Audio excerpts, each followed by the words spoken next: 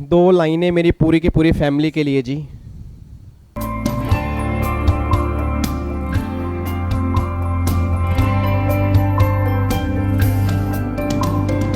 कहते हैं खुदा ने इस जहां में किसी के लिए किसी ना किसी को है बनाया, हर किसी के लिए तेरा मिलना है उस रब का इशारा, मानो मुझको बनाया तुम जैसे ही सभी के लिए। कहते हैं खुदा ने इस जहां में सभी के लिए किसी ना किसी को है बनाया, हर किसी के लिए तेरा मिलना है उस रब का इशारा, मानो मुझको बनाया तुम जैसे ही सभी के लिए। कुछ तो है तुमसे राबता, कुछ तो है। गुड इवनिंग भाई, गुड इवनिंग, गुड इवनिंग सारे नु भाई, की हाल चाल जी? वधिया हो सारे, तंदुरुस्त हो, फैमिली वधिया जी एकदम? बच्चा कहता है फैमिली बहुत वधिया। अच्छा, कई बच्चे मैं देख रहा हूँ आज ढोल की चिमटा लेके आ गए थे। बच्चा कह रहा यार भजन चलेगा मम्मी, मम्मी फटाफट से आ जाओ मम्मी, आप ना वो भी ले आओ, वो जो होता है ना वो छोटे मंदिरों के अंदर होता है, मम्मी अभी सर ना भजन गाएंगे, आज हम ढोल की चिमटा लेके आए। और मैंने गा दिया आज गाना। मम्मी ने मारा कान पे एक थप्पड़, नालायक तू तो कह रहा था कि सर भजन गाते हैं तो गाने चला रहे हैं। आंटी ये गाना भी भजन के बराबर है। कितना बढ़िया, मतलब मुझे इसकी लाइनें बहुत बढ़िया लगती हैं। मतलब कमाल की बात है कि देखो भगवान ने किसी ना किसी को बनाया है, हर किसी के लिए बनाया है, तो कुछ ना कुछ तो हमारा राबता है, मतलब कुछ ना कुछ तो हमारा कनेक्शन होगा ना सर, जो हमारी मुलाकात हुई है। ठीक है, तो आप मेरे क्यूट क्यूट से बच्चे हो, मैं भी आपका बड़ा भाई हूँ, दोनों मिलके काम कर रहे हैं, कितना बढ़िया नज़ारे आ रहे हैं। ठीक है जी, चलो जी। और ये फाइनली आज हमारी कस्टम की क्लास नंबर 2 आज हमें स्टार्ट करनी है। क्लास नंबर 1 हम कल कंप्लीट कर चुके हैं, उम्मीद करूँगा कल की क्लास में कोई डाउट आपको होगा नहीं जी।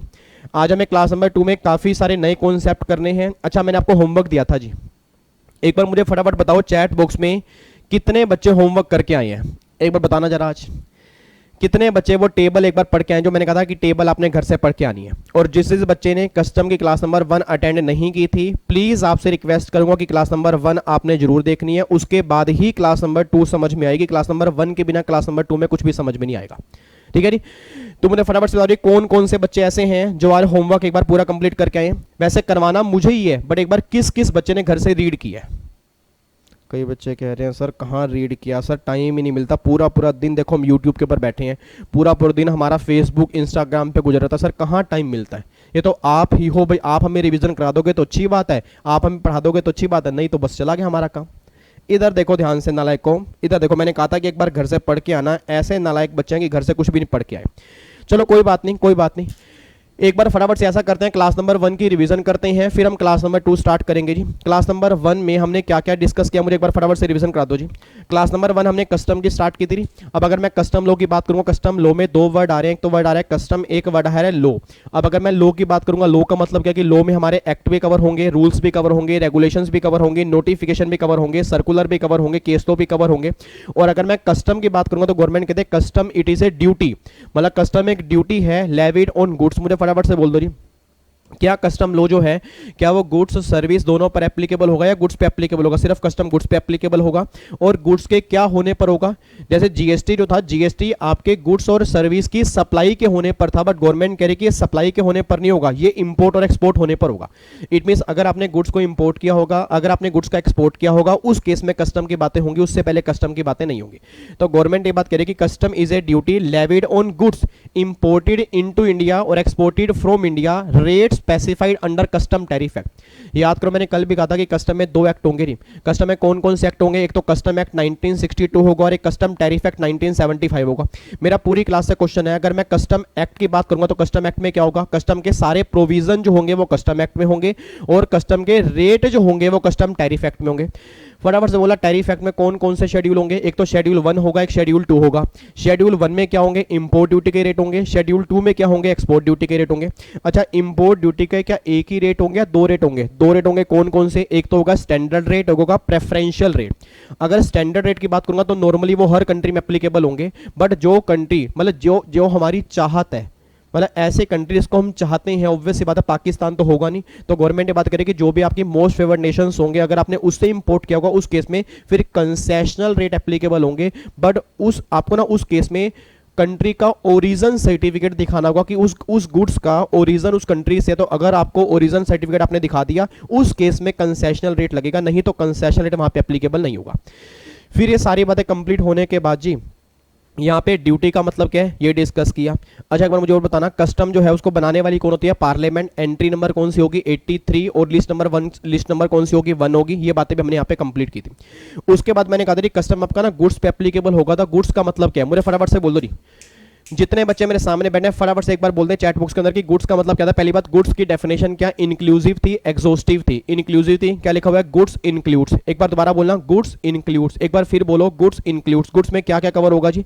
गुड्स इंक्लूड्स एक तो वेसल हो गया, एयरक्राफ्ट हो गया जी, आपका व्हीकल हो गया, फिर आपके स्टोर्स कवर हो गए, बैगेज कवर हो गए, currency and negotiable instrument cover हो गया, और any other kind of movable property वो भी गुड्स में कवर हो जाएंगे। तो सिंपल सी बात ये निकल के आ रही है कि गुड्स में यही कवर होगा। गवर्नमेंट ये नहीं कह रही, गवर्नमेंट कह रही कि गुड्स में ये भी कवर होगा, बस ये बात ध्यान दो, ठीक है जी।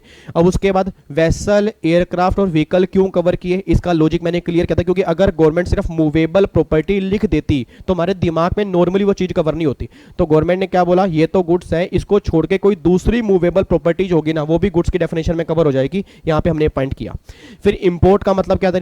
बाहर का सामान इंडिया में आना इंपोर्ट होगा या बाहर से इंडिया में आना इंपोर्ट होगा? तो गवर्नमेंट कहती है बाहर से कोई भी सामान अगर इंडिया में आएगा वो इंपोर्ट में कवर होगा, इंडिया से कोई सामान बाहर जाएगा वो किस में कवर होगा? एक्सपोर्ट में कवर होगा। तो एक बार चेक करो, इंपोर्ट का मतलब क्या था? Bringing into India from outside India. और एक्सपोर्ट का मतलब क्या था? Taking out of India to a place outside India, वो किस में कवर होगा? एक्सपोर्ट में कवर होगा। अब कस्टम ड्यूटी जो है वो लेवी किस पे होगी? इंपोर्ट एक्सपोर्ट पे होगी। कलेक्शन जो होगा जब बिल ऑफ एंट्री फाइल करेंगे होम कंजम्पशन के लिए, उस टाइम कस्टम ड्यूटी देनी पड़ेगी।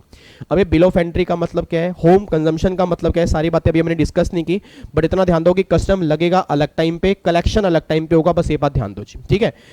ये सारी बातें कंप्लीट करने के बाद फिर सेकंड पॉइंट के अंदर मैंने कहा था एक्ट और रूल्स। अब ये एक्ट में 2 एक्ट आपके कवर हो गई थी। अब मेन एक्ट जो आपका उसके अंदर प्रोविजन होंगे, टैरिफ एक्ट में क्या होंगे? रेट होंगे। ये सारी बातें कंप्लीट की। और रूल्स में आपके कस्टम में काफी सारे रूल्स कवर होंगे, ये सारे मैंने आपको बताए थे जी। ये सारी बातें कंप्लीट करने के बाद फिर टाइप्स ऑफ कस्टम ड्यूटी। अब मुझे फटाफट से बोला नहीं, कस्टम ड्यूटी आपके मेनली 2 टाइप होंगे, एक तो इंपोर्ट ड्यूटी होगी और एक्सपोर्ट ड्यूटी होगी। इंपोर्ट ड्यूटी के आपके कई सारे टाइप्स होंगे। कौन कौन से? बेसिक कस्टम ड्यूटी हो गई, प्रोडक्टिव ड्यूटी हो गई, एंटी डंपिंग ड्यूटी हो गई, सेफ गार्ड ड्यूटी हो गई, CVD 31 हो गई, CVD 35 होगी। मतलब ये सारी वैरायटी है। आपको मैंने कल भी कहा था कि export the goods not the taxes, import the goods higher the taxes, बस ये बात ध्यान देना। तो आपके इंपोर्ट ड्यूटी काफी सारी होती है। एक्सपोर्ट ड्यूटी गवर्नमेंट कहते हैं वैसे तो हम एक्सपोर्ट ड्यूटी लगाते ही नहीं है, बट जो आपके कुछ स्पेसिफाइड गुड्स होंगे उस पे एक्सपोर्ट ड्यूटी चार्ज होगी, तो हमें एक्सपोर्ट पे ज्यादा टैक्स एप्लीकेबल नहीं करना, हमें अगर लगाना है तो कम से कम एप्लीकेबल करना है, बस ये बात ध्यान देना जी। फिर ये सारी बातें कंप्लीट करने के बाद जी आपके ऑब्जेक्टिव क्या क्या होंगे कस्टम के लिए? एक तो मैंने कहा था कि रेवेन्यू कलेक्ट करना होगा, दूसरा मैंने कहा था इसको रेगुलेट करना होगा, तीसरा to protect domestic industry, domestic industry को प्रोटेक्ट करने का रेवेन्यू होगा, फिर अगर इलीगल इंपोर्ट एक्सपोर्ट है उनको प्रिवेंट करना, स्मगलिंग को बचाना। तो ये गवर्नमेंट के ऑब्जेक्टिव होते हैं, ये सारे कल हमने किए थे जी, ठीक है। तो फाइनली कल की क्लास हमने यहाँ तक कंप्लीट की थी। उम्मीद करूंगा यहाँ तक एक बार आपने पढ़ लिया होगा जी। आप घर से भी रिवीजन करके आए होंगे। एक बार मैंने सुपर फास्ट तरीके से यहाँ पे भी रिवीजन करा दिया। आओ जी अब अपनी क्लास स्टार्ट करते हैं बिल्कुल आराम से, तसल्ली से, बहुत बढ़िया तरीके से। मैंने कहा था आज क्लास हम यहाँ से स्टार्ट करेंगे। अब सुना ध्यान से मैं कहना क्या चाह रहा हूँ, इधर सुना ध्यान से मैं कहना क्या चाह रहा हूँ सर। अब जितने बच्चे मेरे फैमिली के सामने बैठे हैं बिल्कुल आराम से बैठ जाइए आप, कोई डिस्टर्बेंस नहीं चाहिए मुझे, कोई डिस्ट्रैक्शन ना हो, और घर वालों को बोल दो कि आने वाला 1 घंटा ना कोई किसी को तंग नहीं करेगा। क्योंकि सर जो मैं कॉन्सेप्ट कराने जा रहा हूं ना, ये लगा लो एग्जाम के लिए मोस्ट इंपॉर्टेंट कॉन्सेप्ट है, और जो हमें आगे रखे प्रैक्टिकल क्वेश्चन सोल्व करने हैं वो क्वेश्चन इसके बेस पे ही सोल्व होंगे। इधर सुना ध्यान से मैं कहना क्या चाह रहा हूं जी। अब जो कॉन्सेप्ट नंबर 5 है, यहां पे 6 की जगह आएगा 5। अब जो कॉन्सेप्ट नंबर 5 आज हम स्टार्ट करने जा रहे हैं ना, उसकी हेडिंग देखो मैंने क्या लिखी है, सम मोस्ट इंपोर्टेंट डेफिनेशन। मतलब कस्टम में ना सर, कस्टम में आपकी डेफिनेशन काफी सारी ऐसी है जो मोस्ट इंपोर्टेंट है। मैंने इनकम टैक्स में नहीं कहा डेफिनेशन इतनी इंपॉर्टेंट है, मैंने जीएसटी में नहीं कहा डेफिनेशन इतनी इंपॉर्टेंट है, बट कस्टम में डेफिनेशन मोस्ट इंपॉर्टेंट होती है।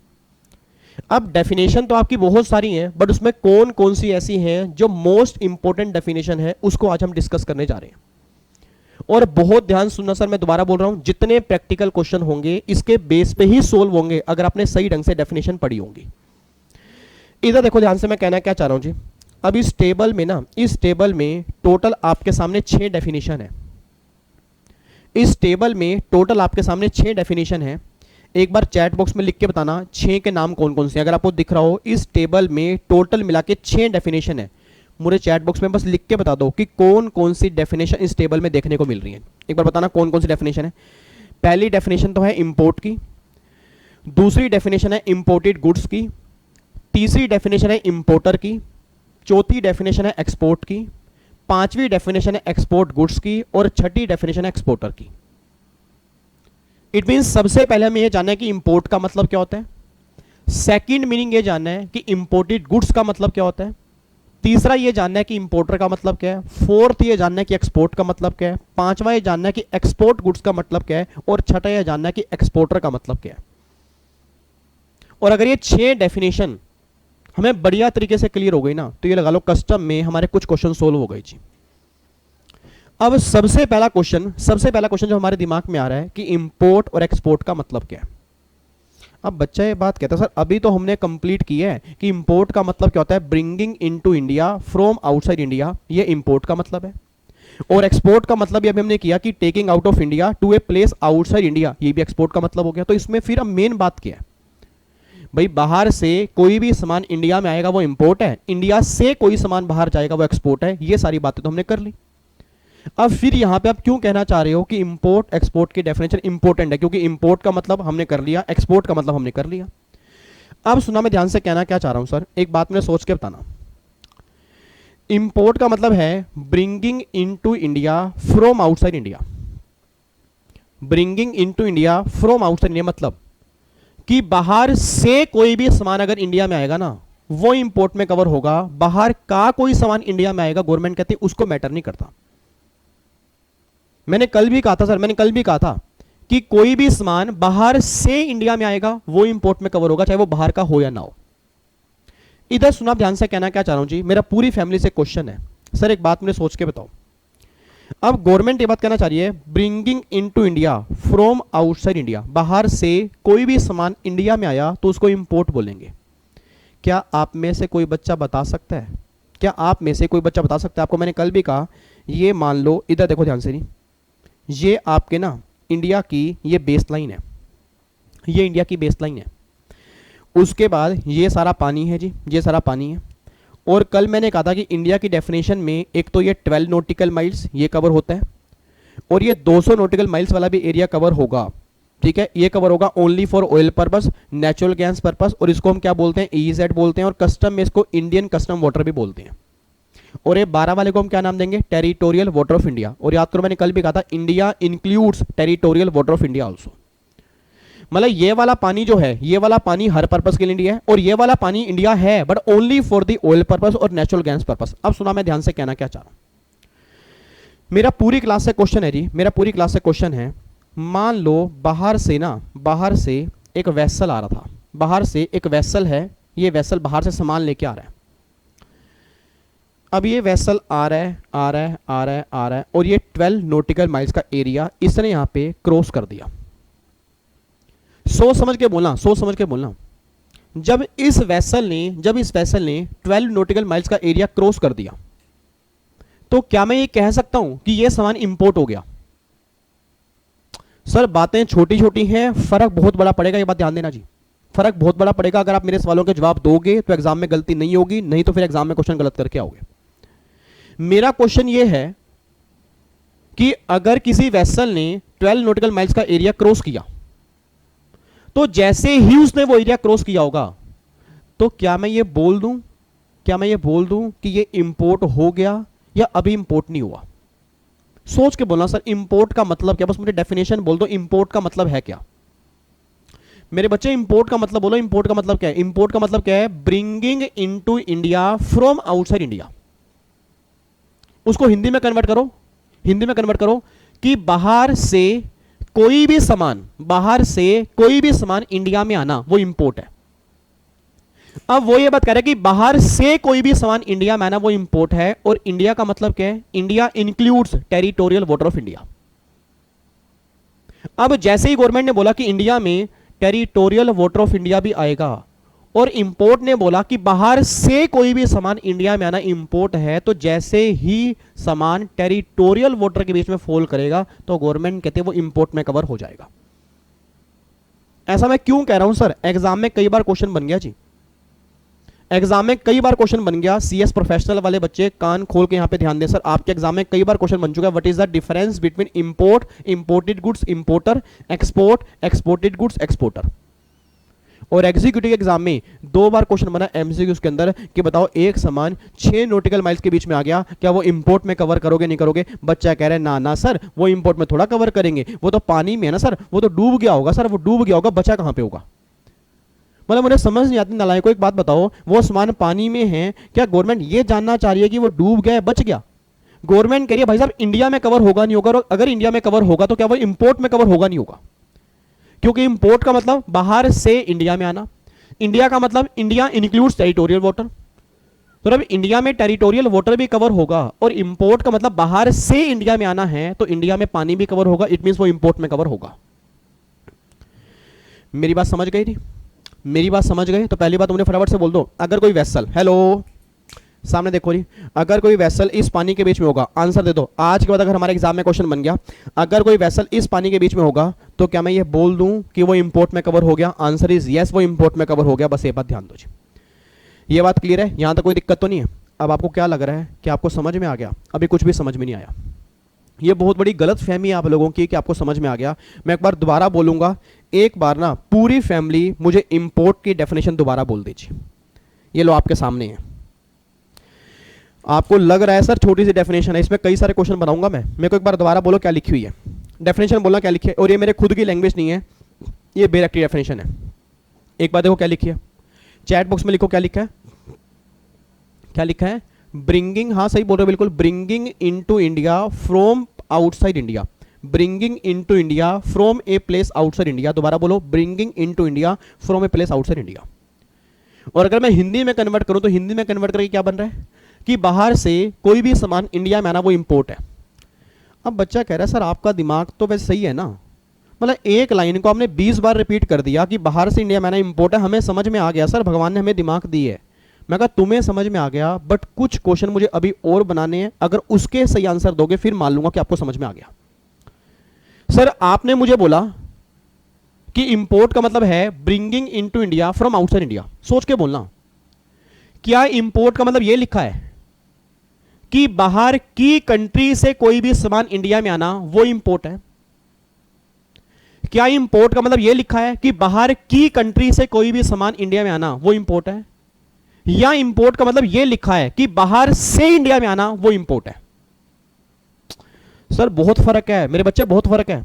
मैं दोबारा कह रहा हूं बहुत फर्क है। मैंने क्या बोला कि बाहर की कंट्री से इंडिया में आना ये इंपोर्ट है, या बाहर से इंडिया में आना ये इंपोर्ट है?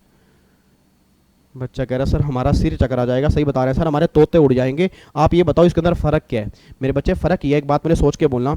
अब ये आपके इंडिया का मैप है, ये इंडिया का मैप है। अब अगर ये इंडिया का मैप है, ये 12 नॉटिकल माइल्स ये हमारा इंडिया है, मतलब यहां से हमारा इंडिया खत्म हो गया। अब अगर यहां से हमारा इंडिया खत्म हो गया, सोच के बोलना जी। मेरे पूरी फैमिली से क्वेश्चन है, इधर देखो ध्यान से, इधर देखो जी। मान लो आपको मैं दिखाता हूं जी, इधर देखना ध्यान से। मान लो ये वाला एरिया जो है ना, ये वाला एरिया यहां पे 12 नॉटिकल माइल्स खत्म हो गया, यहां पे 12 नॉटिकल माइल्स खत्म हो गया। अब यहां पे ना कोई सामान इस पानी मतलब इस 12 नॉटिकल माइल्स के बाहर है, इस 12 नॉटिकल माइल्स के बाहर है। अच्छा वो सामान ना, वो सामान जैसे मान लो ये 12 नॉटिकल माइल्स है। अब देखो मैं गायब हो गया, मैं अगर आपको स्क्रीन में नहीं दिख रहा मतलब मैं इंडिया में नहीं हूं। अब मैं इंडिया में नहीं हूं। अब सोच के बोलना, मैं यहां पे तैर के इस तरह से ऐसे ऐसे करके ये तैर के ये सामान आ गया 12 नॉटिकल माइल्स के अंदर। मैं किसी कंट्री से नहीं आया, हेलो, मैं किसी कंट्री से नहीं आया, मैं उस पानी में था जो पानी इंडिया की टेरिटरी में कवर नहीं था, वहां से वो सामान तैर के इस पानी में आ गया। सर एक बात बताना, मछलियां पकड़ने के लिए सोच के बोला, मछलियां पकड़ने के लिए लोग जाते हैं। अब मान लो मैं 12 नॉटिकल माइल्स तक गया और 12 नॉटिकल माइल्स तक हमारा इंडिया है, मैंने मछलियां जो पकड़ी बाहर से पकड़ी, मान लो वहां पे जाल डाला, ऐसे करके बाहर से ऐसे मछलियां पकड़ के मैं इंडिया में लेके आ गया, क्या ये इंपोर्ट में कवर होगा नहीं होगा? हंसो मत, हंसने वाली बात नहीं है। और आपको क्या लग रहा है क्वेश्चन एग्जाम के नहीं है? पेपर उठा के देख लेना सर, इवन सुप्रीम कोर्ट तक की जजमेंट है, सुप्रीम कोर्ट तक की जजमेंट है कि इंपोर्ट में कवर होगा नहीं होगा। और आपको बार बार कह रहा हूं, जो डेफिनेशन आपको देखने से लग रही है, अगर रट के चलोगे तो आसान बन जाएगी, अगर समझोगे तो और आसान बन जाएगी। क्योंकि अभी तक हमने रट क्या लिया कि बाहर से इंडिया में आना इंपोर्ट है, बट भैया बाहर से इंडिया में आना इंपोर्ट तो है, बट बाहर का मतलब क्या है कि बाहर वाली कंट्री से इंडिया में आना इंपोर्ट है या इंडिया के बाहर से इंडिया में आना इंपोर्ट है। क्योंकि अगर आप कहोगे इंडिया के बाहर से तो 12 नॉटिकल माइल्स जहां खत्म होगा वहां पे आउटसाइड इंडिया स्टार्ट हो जाएगा, और अगर वहां से कोई सामान इंडिया में आएगा तो इंपोर्ट में कवर होगा। और अगर आप बोलोगे बाहर की कंट्री से, तो फिर अगर किसी कंट्री से इंडिया में आएगा फिर वो इंपोर्ट में कवर होगा, नहीं तो वो इंपोर्ट में कवर नहीं होगा। तो मेरे सवालों का जवाब दो, मेरी फैमिली का हर बच्चा जवाब दे। अगर मान लो यहां हमारा इंडिया खत्म हो गया, यहां से कोई सामान मान लो यहां पे तैर रहा है, ये कोई सामान यहां पे तैर रहा है मेरे बच्चे, और अगर ये सामान यहां पे इंडिया में लेकर आ गया, क्या वो इंपोर्ट में कवर होगा? नहीं होगा। आंसर इज यस, कवर होगा। आंसर इज यस, कवर होगा। 100% यस कवर होगा सर, ये बात ध्यान देना, क्योंकि लॉ में कहीं नहीं लिखा कि बाहर की कंट्री से इंडिया में आना इंपोर्ट है। लॉ कह रहा है बाहर से इंडिया में आना इंपोर्ट है। तो बाहर का मतलब 12 नॉटिकल माइल्स के बाहर। मैं दोबारा बोल रहा हूं, बाहर का मतलब 12 नॉटिकल माइल्स के बाहर, मतलब जहां हमारा इंडिया की टेरिटरी खत्म होगी उसके बाहर से अगर कोई भी सामान 12 नॉटिकल माइल्स के अंदर आएगा वो इंपोर्ट की डेफिनेशन में कवर हो जाएगा। बस ये बात ध्यान दो। अब एक बच्चा कहता है सर भाई जैसे हमें ना ये समझ नहीं आती, कभी कोई हम ना रट तो लेते हैं कि 12 नॉटिकल माइल्स वाला एरिया हमारा इंडिया है, बट हमें ये समझ नहीं आ रही ये गवर्नमेंट ने इतना एरिया रखा ही क्यों है। सर एक बात मैंने सोच के बोला, अगर गवर्नमेंट इस एरिया को नोटिफाई ना करती, प्रैक्टिकल लाइफ में कितनी बड़ी प्रॉब्लम आती। इमेजिन करो जो लोग मुंबई में रहते हैं जी, मुंबई में समुंदर है, गुजरात में समुंदर है। अब सोच के बोलना अगर मान लो ये वाला पानी, अगर 12 नॉटिकल माइल्स वाला पानी इंडिया में कवर ना होता, फिर सिचुएशन क्या होती। देखो इमेजिन करवाता हूं मैं, कितनी प्रॉब्लम आती जी। मम्मी पापा और एक छोटा सा बच्चा खेलने के लिए गया हुआ है जी, समुंदर के किनारे खेलने के लिए गया हुआ है। तो वो क्या कर रहा था, फुटबॉल खेल रहा था। अब फुटबॉल लेके गया तो फुटबॉल अपना नीचे करके ऐसे से अपना फुटबॉल खेल रहा है। अब उसने क्या किया, फुटबॉल पे पैर मारा और पैर मार के फुटबॉल चलेगी समुंदर में। अब जैसे ही भाई साहब अगर समुंदर में गई और अगर पानी 12 नॉटिकल माइल्स इंडिया में कवर ना होता, अगर गवर्नमेंट कहती कि बेस लाइन से, मतलब जहां बेस लाइन है वहीं पर इंडिया खत्म है, उसके बाद आउटसाइड इंडिया होगी, तो भाई साहब बच्चा जैसे ही फुटबॉल लेने जाता ऐसे दौड़ के, भैया ये फुटबॉल देना, भैया फुटबॉल देना। कस्टम वाले कहते हैं हेलो इधर भाग यहां से, नालायक भाग यहां से, ये तो आउटसाइड इंडिया में है।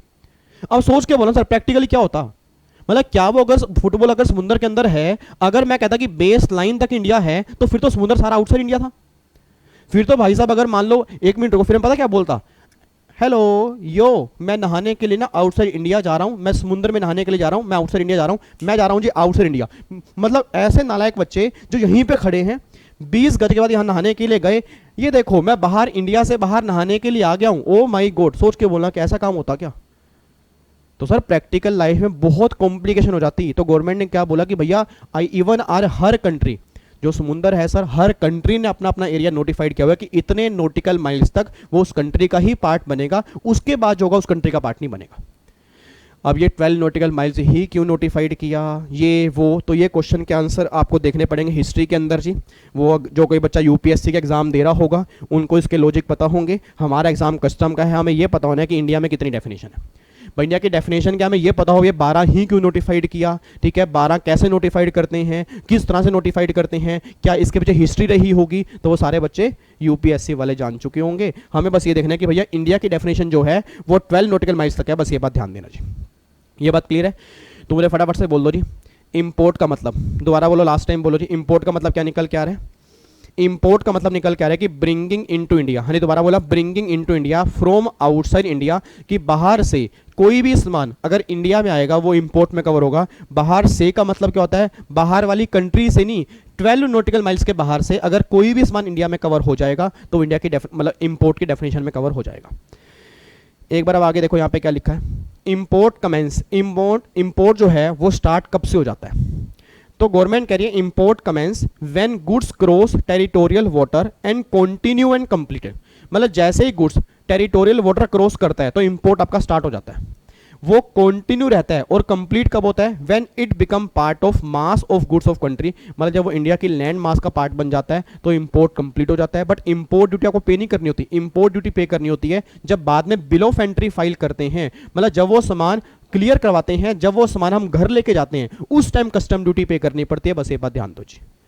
तो मेनली बस ये बात ध्यान देना जी, इंपोर्ट हमारा स्टार्ट कब होता है? जैसे ही टेरिटोरियल वाटर क्रॉस करेगा वो स्टार्ट हो जाएगा, जब वो लैंड मास का पार्ट बनेगा वो कंप्लीट हो जाएगा, और बाहर से इंडिया में कोई सामान आएगा वो इंपोर्ट में कवर होगा, चाहे वो बाहर की कंट्री से हो या ना हो, बट 12 नॉटिकल माइल्स के बाहर से अगर आया है तो वो इंपोर्ट में कवर हो जाएगा जी। ये बात क्लियर हो गई? बच्चे कह रहे भाई साहब सर ये लग रहा था भाई कितनी आसान डेफिनेशन होगी, अब जाके हमें समझ में आया भाई इंपोर्ट की डेफिनेशन में क्या खास बात थी। समझ में आ गया? पक्का पक्का? अब लाइफ में कभी गलती तो नहीं करोगे। चलो अब आ जाओ जी, इंपोर्ट का मतलब तो क्लियर हो गया, अब अगला आ रहा है इंपोर्टेड गुड्स का मतलब क्या है। सर एक बात मैंने सोच के बताना, आप में से कितने बच्चे हैं अप्रोक्सीमेट, मेरे ख्याल से 500-550 बच्चा मेरे सामने बैठे हैं, आप में से कितने बच्चे ऐसे हैं जिनके पापा मम्मी रिलेटिव चाचा ताऊ नाना नानी मतलब बुआ फुफ्फड़ कोई भी जो बाहर से कभी उनके लिए कोई सामान लेके आया हो? है कोई बच्चा ऐसा? एक बार चैट बॉक्स में लिखना जी, कभी आपके लिए कोई बाहर से कोई सामान लेके आया हो, कभी कोई भी सामान अगर आया हो बाहर से, बताओ एक बार फटाफट से। कोई बच्चा अगर ऐसा क्लास में हो जिनके लिए बाहर से कोई सामान आया हो जी? यस, कई सारे बच्चे हैं सर हमारे लिए सामान आया है, हमारे लिए सामान आया। कई बच्चे कह रहे हैं सर हमारे लिए बाहर से क्या, हमारे लिए घर से कभी सामान नहीं आया, बाहर का तो बहुत बड़ी बात है। मतलब छोड़ो, एक बार बाहर से कोई सामान आया है, बिल्कुल आया जी। अच्छा अब सुनो, मैं ध्यान से कहना क्या चाह रहा हूँ। अब जिन बच्चों के लिए बाहर से कभी सामान आए ना, मैं अपना एग्जाम्पल देता हूँ। मेरे मामा जी का लड़का बाहर रहता है, मेरे मामा जी का लड़का बाहर रहता है। इवन मेरे कज़न मामा जी जो हैं, मतलब मम्मी के चाचा के लड़के, मेरी मम्मी के चाचा के लड़के, वो भी बाहर रहते हैं यूएसए में। तो वो जब इंडिया में आते हैं ना, तो वो मम्मी के लिए हमारे लिए कुछ ना कुछ थोड़ा बहुत, मतलब परफ्यूम हो गया, डीओ हो गया, ये लेके आते हैं। अब प्लीज़ ध्यान सुना, कहना क्या चाहता हूँ, जब तक मैंने कस्टम नहीं पढ़ा था, आपने कस्टम पढ़ लिया। आप में से कई बच्चों ने, मुझे ऐसा लगता है कि आप में से 70% बच्चों ने कस्टम पढ़ा होगा। प्रोफेशनल वाले बच्चों ने एग्जीक्यूटिव में पढ़ा होगा। एग्जीक्यूटिव अगर आपने पहले क्लास के अंदर पढ़ा होगा तो पढ़ा होगा। अगर पहली बार पढ़ रहे हो तो गलती माफ है, नहीं तो देखना पढ़ने के बाद भी आप गलती करोगे। अभी आपको दिखाऊंगा, पढ़ने के बाद भी आप गलती करोगे। जब तक मैंने कस्टम लॉ नहीं पढ़ा था तब तक मेरे मामा जी जब भी बाहर से कोई सामान लेके आते थे ना, फॉर एग्जाम्पल मान लो मेरे मामा जी ना बाहर से ये डीओ लेके आए। अब जैसे मेरे मामा जी बाहर से डीओ लेके आए ना, तो मैं बोलता क्या था, सबको पता क्या बोलता था, ये डीओ तुझे पता है इंपोर्टेड है, इंपोर्टेड डीओ है भाई। हम भाई साहब सीना ऐसे चौड़ा हो जाता है हमारा, जैसे पता नहीं इंपोर्टेड ना हो गया, पता नहीं क्या हो गया। मतलब बाहर से कोई भी सामान आ जाए, कोई भी, मैं कह रहा हूं चाहे उसका कुछ भी ना हो, कोई फायदा इतना में, बट चोड़ अपनी लगी होती है, अपनी चोड़। मतलब हाथ में अगर मैंने मान लो घड़ी डाल रखी है ना, हाथ में अगर मैंने घड़ी डाल रखी है, ये घड़ी बाहर की है, मेरे मामा जी बाहर से लेके आए, 3 बार तो मैं शर्ट ऐसे करूंगा, इसको छुपने नहीं दूंगा सर, इसकी मजाल ये शर्ट में छुप जाए, मतलब ही नहीं होता, बाहर से आई है। मैं क्या करूंगा, ऐसे 1 2 3, मतलब ताकि मुझे घड़ी दिखानी है। और भाई साहब अगर डीओ बाहर से है ना, ये डीओ मैं अपने बैग में जरूर डाल के रखूंगा। किसी ने पूछा ये भाई डीओ कहां से लाया, अरे भाई इंपोर्टेड है। ये वॉच पता है इंपोर्टेड है, ये तूने मोबाइल पता है इंपोर्टेड है, ये तूने शर्ट पता है इंपोर्टेड है, ये तूने लोवर पता है इंपोर्टेड है, ये पेन पता है इंपोर्टेड है। अब ये वही नालायक बच्चे हैं जिन्होंने कस्टम पढ़ा ही नहीं है। सही बता रहा हूं सर, आपको मे भी मेरी बात का बुरा लगेगा, बट आप जो ये इंपोर्टेड कह रहे हो, एक्चुअल में इस गुड्स को कस्टम में इंपोर्टेड कहते ही नहीं है। बच्चा कह रहा है यार क्या बेकार की बातें कर रहे हो भाई, गुड्स सर बाहर से आया है तो ये गुड्स तो इंपोर्टेड गुड्स ही होगा ना। गवर्नमेंट कहती है नहीं, गवर्नमेंट कहती है तुम्हारे कहने से अगर गुड्स इंपोर्टेड बनने लग गया फिर तो हो गया काम। अब तुम ये कह रहे हो कि ये डीओ इंपोर्टेड है, बट एक्चुअल में ये डीओ जो है ये इंपोर्टेड की डेफिनेशन में कवर ही नहीं होता। ये तुम ये कह रहे हो कि ये वॉच इंपोर्टेड है, एक्चुअल में ये वॉच इंपोर्टेड की डेफिनेशन में कवर ही नहीं होती। ये तुम ये कह रहे हो कि मोबाइल इंपोर्टेड है, एक्चुअल में इंपोर्टेड डेफिनेशन में कवर ही नहीं होती। अब इंपोर्टेड गुड्स की डेफिनेशन में क्या कवर होगा, हमें वो देखना चाहिए। आओ जी एक बार आपको दिखाता हूं, एक बार चेक करना क्या लिखा है। बहुत ध्यान से पढ़ना, बहुत ध्यान से पढ़ना। अगर आप लोगों को समझना चाहते हो, रटना नहीं चाहते, तो उम्मीद करूंगा बहुत ध्यान से पढ़ोगे। एक बार चेक करना क्या लिखा है। वो कह रहे हैं एनी गुड्स, कोई भी गुड्स, इंपोर्टेड गुड्स में कौन से गुड्स कवर होंगे, any goods brought into India, India में लाए गए, from a place outside India, बाहर से इंडिया में लाए गए, but does not include, but imported goods में वो गुड्स कवर नहीं होंगे, but does not include which have been cleared for home consumption. मतलब which have been cleared for home consumption मतलब कि जो गुड्स आपने कस्टम पोर्ट से घर के लिए क्लियर करवा लिए, वो गुड्स इंपोर्टेड गुड्स की डेफिनेशन में कवर नहीं होंगे।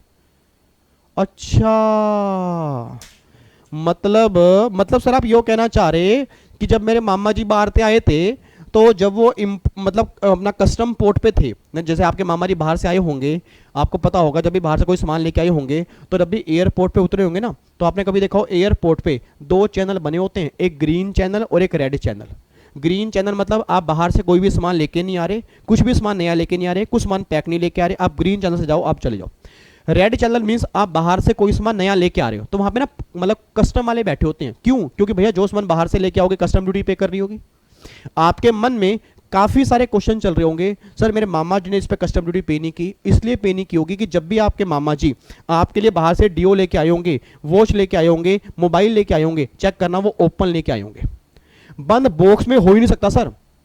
अगर बंद बॉक्स में लेके आए हैं तो आपके मामा जी ने चोरी की है। फिर ऐसा मैं क्यों कह रहा हूं? बच्चा कह रहा है सर ये क्या मतलब हुआ कि अगर डीओ बॉक्स के अंदर है तो फिर कस्टम ड्यूटी पे करनी है, डीओ अगर मैंने खोल दिया तो कस्टम ड्यूटी पे नहीं करनी। यस, आपको बताऊंगा एक आगे जाके बहुत इंटरेस्टिंग हम एक चैप्टर करेंगे बैगेज का, एग्जीक्यूटिव प्रोफेशनल दोनों में।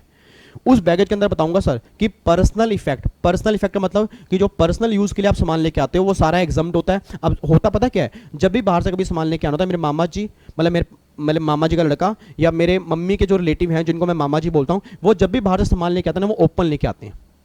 वो घड़ी लेके आए ओपन लेके आए, ये डीओ लेके आए ओपन लेके आए, परफ्यूम लेके आए ओपन लेके आए। क्यों? क्योंकि कस्टम ड्यूटी पे नहीं करनी, पर्सनल इफेक्ट बन जाता है।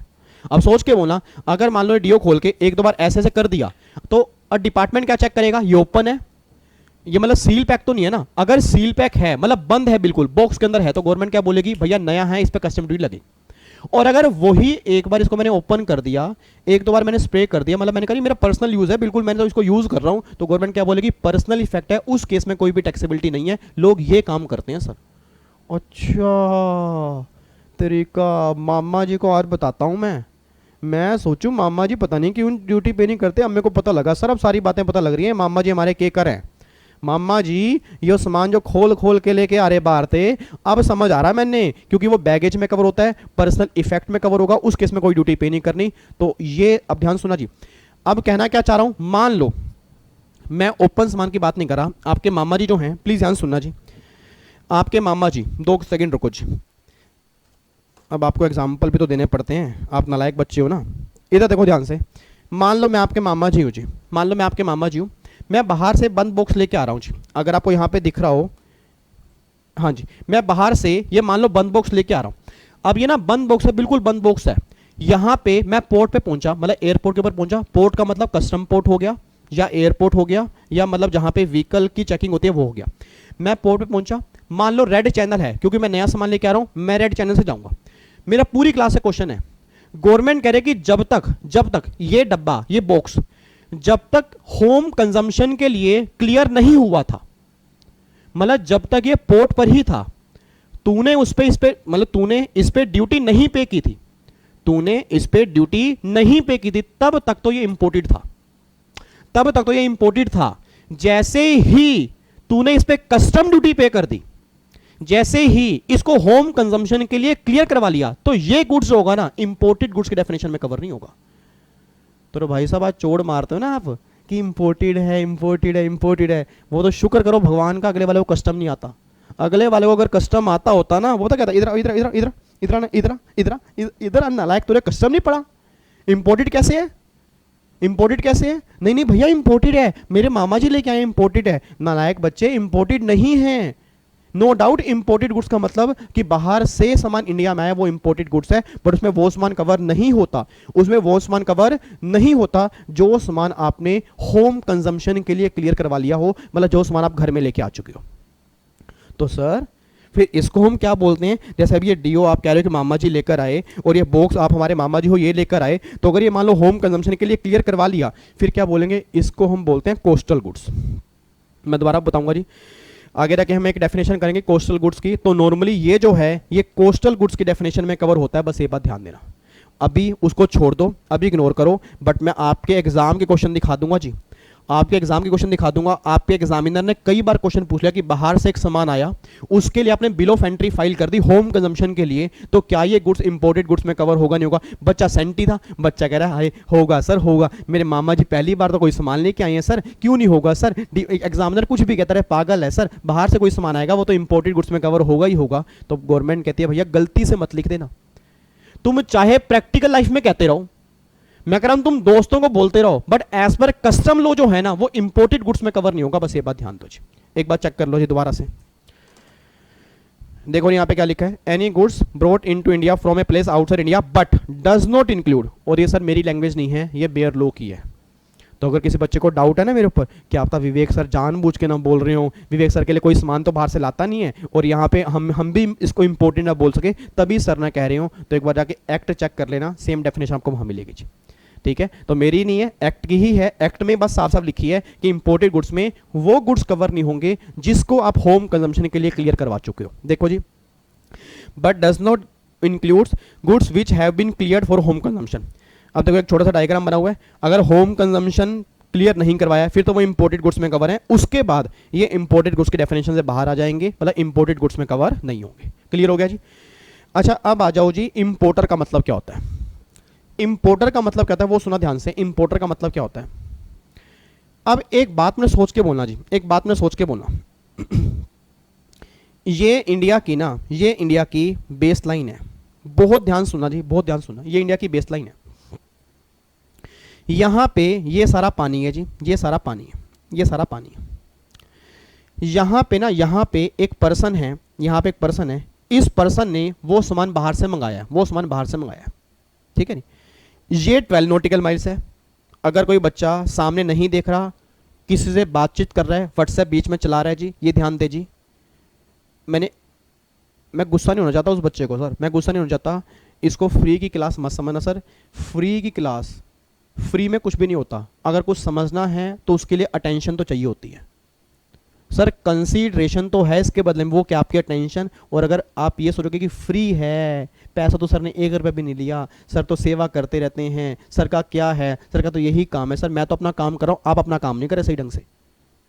मैं सही बता रहा हूँ, कई बच्चे मैंने देखे हैं सर, उनका दिल जानता हो क्लास करते करते व्हाट्सएप पे मैसेज चल रहे हैं ना आपके, ये सब मुझे दिखते हैं यहाँ पे, तो बेकार की बातें छोड़ दो और 1.5 घंटे के लिए आता हूं सर, 1.5 घंटे के लिए कम से कम सही ढंग से बैठ के अगर समझ लोगे आपका ही फायदा होगा, डिग्री आपको मिलेगी, मुझे नहीं मिलेगी। अब बात ध्यान देना जी, इधर सुना मैं ध्यान से, कहना क्या चाह रहा हूं। अब ये 12 नॉटिकल माइल्स ये हमारा पानी है, फिर मैंने कहा 200 नॉटिकल माइल्स ये भी पानी में कवर होगा, but only for oil purpose और नेचुरल गैस पर्पस।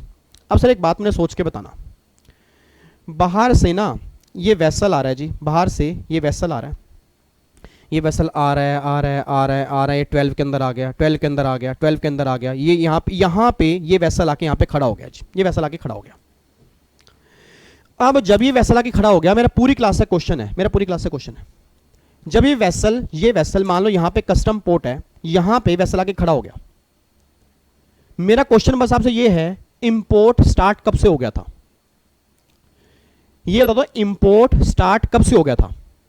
कि जब इस वेसल ने ये 200 नॉटिकल माइल्स वाला एरिया क्रॉस किया या 12 वाला एरिया क्रॉस किया। जैसे ही 12 वाला एरिया क्रॉस किया ना, जैसे ही 12 वाला एरिया क्रॉस किया तो क्या हो गया? इंपोर्ट स्टार्ट हो गया। ये बात तो क्लियर है, ये बात तो क्लियर है। आपको मैंने पहले भी कहा था कि जैसे ही मैं 12 नॉटिकल माइल्स के अंदर मैंने एंट्री ली तो ये इंपोर्ट मेरा कमेंस हो गया। अब गवर्नमेंट कहती है जी इंपोर्ट तेरा हो गया स्टार्ट, सामान वेसल में, सामान की अनलोडिंग आपने की, सामान की अनलोडिंग आपने की, सामान की अनलोडिंग आपने कर दी। अब ध्यान सुना जी, सामान मैंने मंगाया था, सामान मैंने मंगाया था, बट यहां पे पड़ा हुआ सामान मैंने किसी दूसरे को बेच दिया। यहां पे पड़ा हुआ सामान मैंने किसी दूसरे को बेच दिया। याद करो जी, आपको मैंने पहले भी कहा था कस्टम से पहले जीएसटी पढ़ लेना, क्योंकि मुझे जीएसटी में लिंक देना है। याद करो जीएसटी में जब हमने सेक्शन 7 सप्लाई वाले के अंदर शेड्यूल 3 नेगेटिव लिस्ट वाला जो हमने किया था, वहां पर मैंने कहा था कि अगर जब तक सामान आप होम कंजम्पशन के लिए क्लियर नहीं करोगे, उससे पहले ही अगर किसी को सामान बेच दोगे, उससे पहले ही अगर किसी को सामान बेच दोगे तो उस केस में जीएसटी एप्लीकेबल नहीं होगा और ना ही कस्टम एप्लीकेबल होगा। अब सोच के बोलना, सामान मंगाया मैंने था बट एक पर्सन को यहीं पड़ा हुआ सामान मैंने बेच दिया, तो गवर्नमेंट कहती है अब इंपोर्टर तेरे बजाय ना इसको इंपोर्टर मान लिया जाएगा।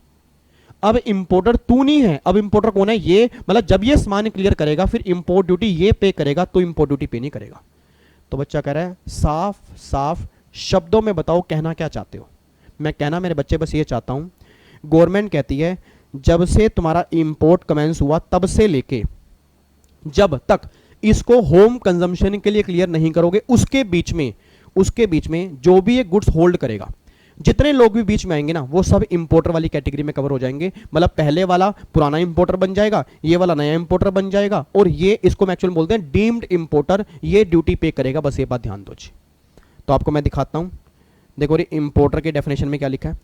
एनी गुड्स, बहुत ध्यान से, any goods at any time between their importation, मतलब जब इंपोर्ट कमेंस हुआ, and the time when they are clear for home consumption, मतलब जब से इंपोर्ट कमेंस हुआ और जब होम कंजम्पशन के लिए क्लियर करेंगे उस टाइम के बीच में, इंक्लूड्स एनी ओनर या बेनिफिशियल ओनर और any person holding himself out of to be the importer, मतलब वो जो होगा वो इंपोर्टर वाली डेफिनेशन में कवर हो जाएगा जी। देखो मैंने एक डायग्राम छोटा सा बनाया है कि यहां से आपका इंपोर्ट कमेंस हुआ, ये होम कंजम्पशन है, इसके बीच में जो भी इसको होल्ड करेगा, जो इसका ओनर होगा, वो इंपोर्टर वाली डेफिनेशन में कवर हो जाएगा। बस ये बात ध्यान दो। तो आपके एग्जाम में पता क्या बन सकता है? प्रोफेशनल के एग्जाम में तो बड़ा क्वेश्चन बनेगा डिफरेंस। एग्जीक्यूटिव के एग्जाम में मेरी फैमिली जो एग्जीक्यूटिव के छोटे छोटे क्यूट से बच्चे हैं, तो उनको ना पता ही नहीं होता एग्जाम में क्वेश्चन कैसा बनेगा। एग्जाम में क्वेश्चन कैसा बनेगा, वो ये बोलेंगे जी भाई यहाँ पे इंपोर्ट कमेंस हुआ, यहाँ पे एक पर्सन ने सामान मंगाया था, उसने सामान किसी और को दे दिया, अभी होम कंजम्पशन के लिए क्लियर नहीं कराया, तो बताओ अब इंपोर्टर कौन बनेगा, पुराने वाला पर्सन या नए वाला पर्सन? जो नए वाला पर्सन होगा वो इंपोर्टर वाली कैटेगरी में कवर हो जाएगा। क्यों? क्योंकि अब वो उस सामान का ओनर है, और जो उस सामान का ओनर होगा वही इंपोर्ट ड्यूटी पे करेगा। बस ये बात ध्यान दो जी।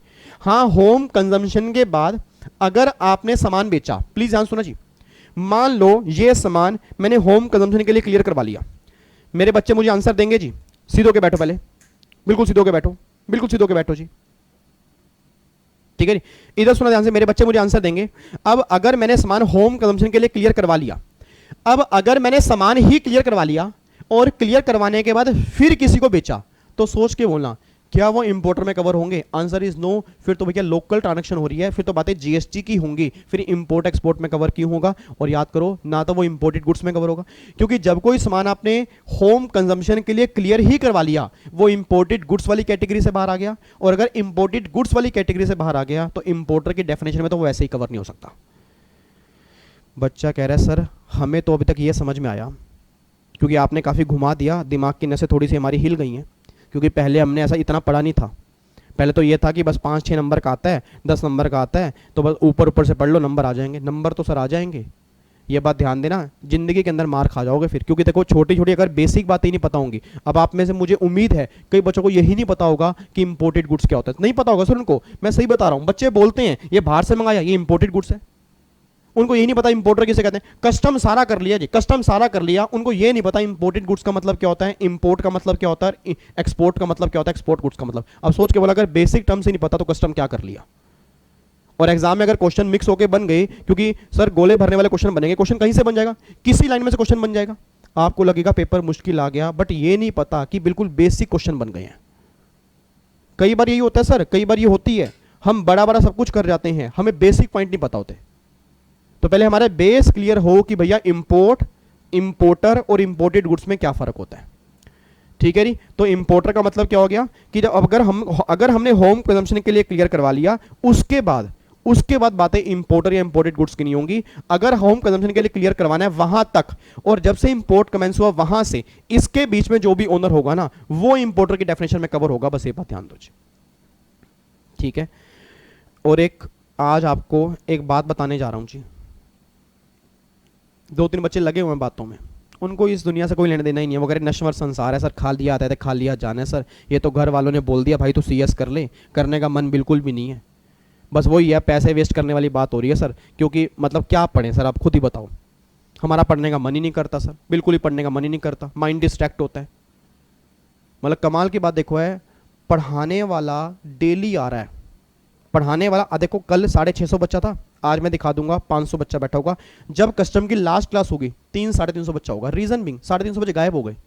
क्यों? उनको ना पता लग गया विवेक सर डेली क्लास डालेंगे, आराम से पढ़ी रहेगी, मैं किसी दिन देख लेना सारी क्लास हटा दूंगा। और उन बच्चों के लिए नहीं जो बच्चे डेली आ रहे हैं, उन बच्चों के लिए जो नालायक हैं। सर आपसे अगर 1.5 घंटा दिया नहीं जाता ना, तो आप बताओ क्या करोगे फिर आप? मैंने सिर्फ 1.5 घंटा ही तो मांगा आपसे, डेली का 1.5 घंटा मुझे दे दो बस। मैंने सिर्फ क्या कहा है, 1.5 घंटा के बैठ जाओ, कस्टम का कोई भी क्वेश्चन किसी भी एग्जाम का उठा के मुझे दिखा देना, आप सारे सोल्व कर दोगे। इतना कौन कह सकता है सर? बस 10 दिन आपसे मांगे हैं, 10 दिन ज्यादा है? बताओ 12 से लेके 22 जुलाई तक आपसे दिन मांगे हैं, 22 जुलाई के बाद आप देख लेना कस्टम में एक एक सिंगल क्वेश्चन आप सोल्व कर पाओगे। बट कम से कम 10 दिन बैठो तो सही, आप 10 दिन भी नहीं बैठ पा रहे। तो इधर सुना ध्यान से, अब मैं एक बात बताने जा रहा हूं जी, और एक बात ऐसी बताने जा रहा हूं जिसके बाद ना आपका दिमाग मैं फिक्स कर दूंगा कि इसके बाहर मत सोचना। क्यों? क्योंकि उसके बाहर कस्टम है ही नहीं। मैं आपका दिमाग फिक्स कर दूंगा, इसके बाहर मत सोचना। क्यों? उसके बाहर कस्टम है ही नहीं। अब सुना ध्यान से, कहना क्या चाह रहा हूं। सर एक बात मैंने सोच के बताओ, ये इंडिया की बेस लाइन है।